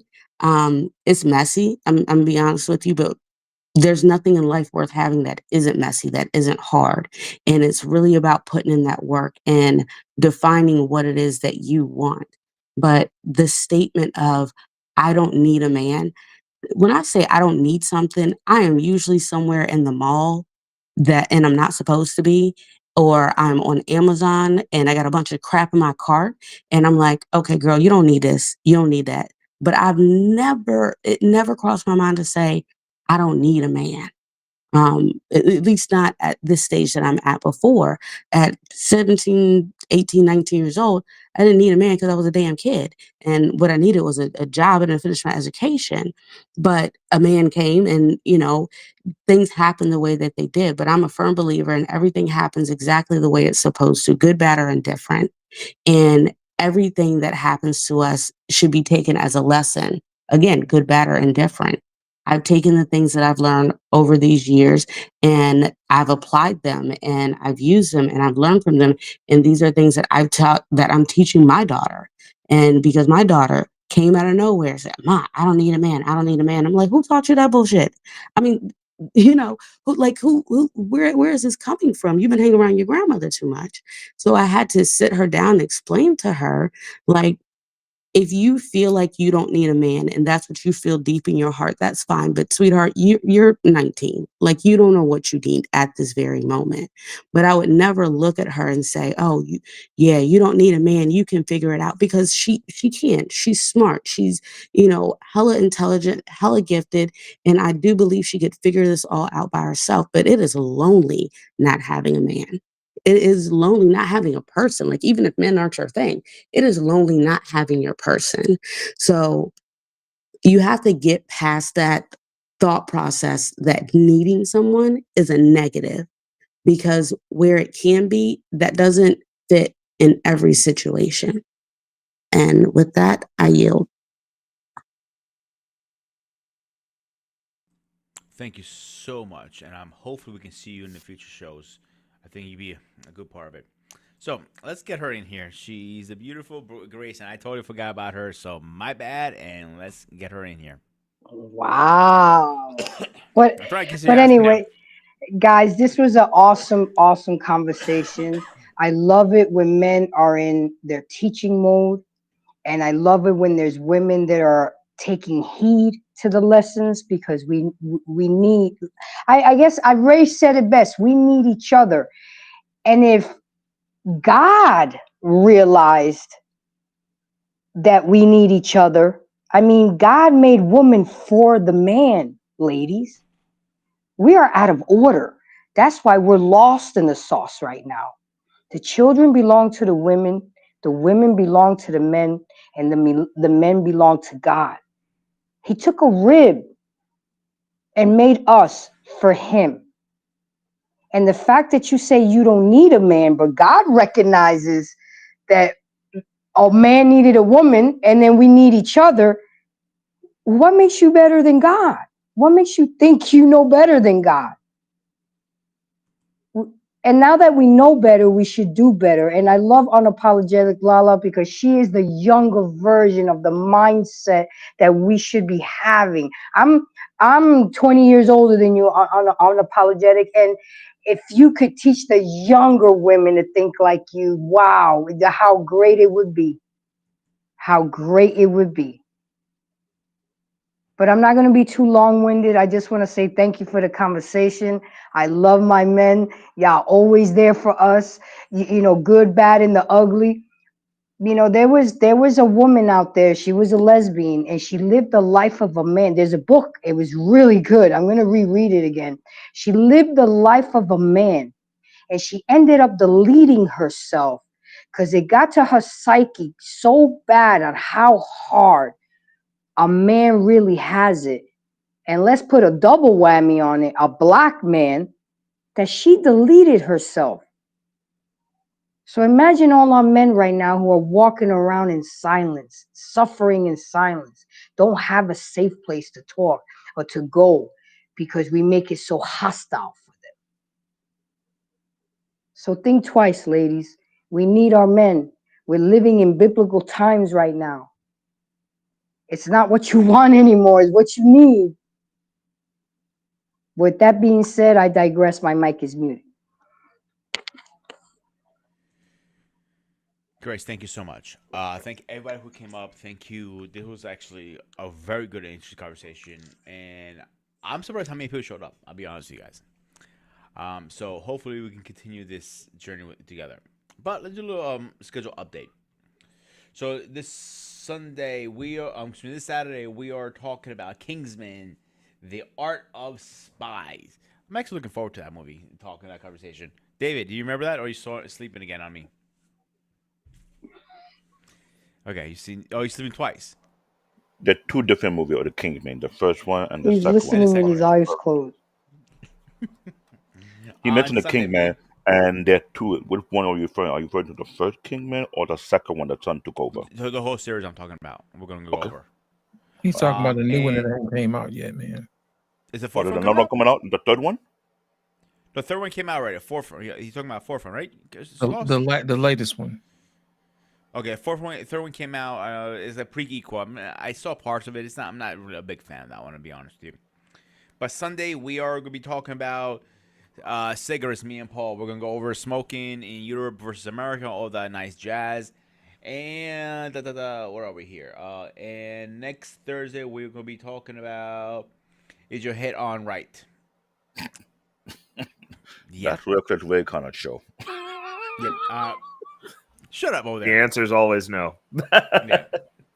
And on Saturday, there will be no show. I will be in New York at Comic-Con with Paul. If you're there, you better come shake our hands. You better get his autograph. He's trying to win the presidency again. So, all right, I'm going to drop it there. So, except that. Anything else, guys, before we go? Yeah, man, I want some content, brother. Why you have to make sure you record as much as you can. Oh. Mm-hmm. Hang on. I am prepared. I literally souped this fucker up. That's I what's got up. the best mics, the best lighting, and the best everything.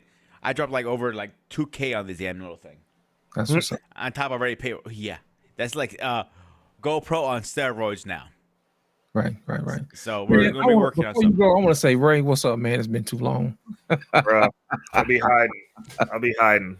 I'm hiding out. I'm out here working, bro. Like I already know, man. I already know. And Lala, thank you for coming out today. I really do appreciate that, because it's not very often we get an opportunity to speak with a lady with such eloquence and someone who speaks from the heart. And I really do appreciate that. We need more of that.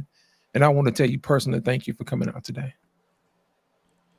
Seriously, thank you. Yeah, and I will have you on my list now, so you're gonna be coming around email still. So keep your eye out there. So I was like, excited, yeah, guys. all the ladies who showed up and showed out tonight, man. It was a good conversation. So for sure. I'll give you guys a heads up. I'm going through a scenario where I'm trying to get two different jobs, one in the morning, one at night. I got one. I'm trying to get started. I don't know why they're getting put back because of the background I did for Morgan Stanley. There are two other offers for a night gig I'm trying to do, because when that happens, I'm gonna not be online for a while because you're going to be doing meth and not sleeping. Like, okay, no. Here's the thing. I'm going through a divorce. Well, I mean, I understand. I'm just saying, start taking the copper out of the house now. Oh, too late. I shipped that thing overseas. Not the copper. I mean, that's the way it works, man. I'm in the capital. I'm in the meth capital of the world. I know what happens when you get out there, bro. The copper starts. I'm shipping that thing overseas. That's what I do have a question for you then, because you're gonna be working two jobs. What is going on with the Anime Unleashed? Is supposed to start in a week. Do you need to pause that? No, I don't know right now. Cause let's be real with you. I know some of you guys sort of text me that I was going through some financial situation. I'm trying to get the thing under control. I can say I'm almost debt free because I have no student loan. I pay all that up, everything done. The only thing I have is very minor, but I need to get out of my situation because I'm doing the very best I can to keep the monster in check.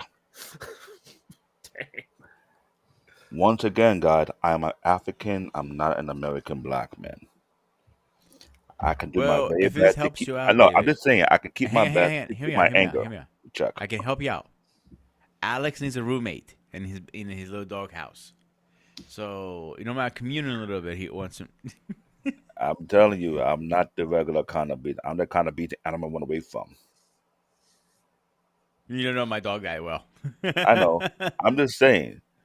Anyone who know me growing up out here offline, just will say this. If I'm not careful, I could get myself locked up and not coming out no time soon. But don't do that. Well, we don't want that. Well, keep yourself together. So that's why I'm getting two jobs to make sure I can keep that beast in check. When I need to get and get out. Black David, do what you got to do, brother.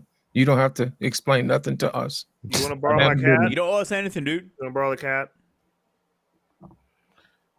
The cat said, no. And next thing we're gonna say that if you see a black man, aka Black David, if he doing voodoo, run for your life because he took my cat disappeared. And all of a sudden, I see my cat goes coming at me and say, "I will get your ass for this." No, not doing that. All right. So let's get out of here, guys. This is getting pretty late. All right. So, Good night. as always, this is Spartan Execute Network. Stay fresh, stay safe, and I'll see you guys on the next one.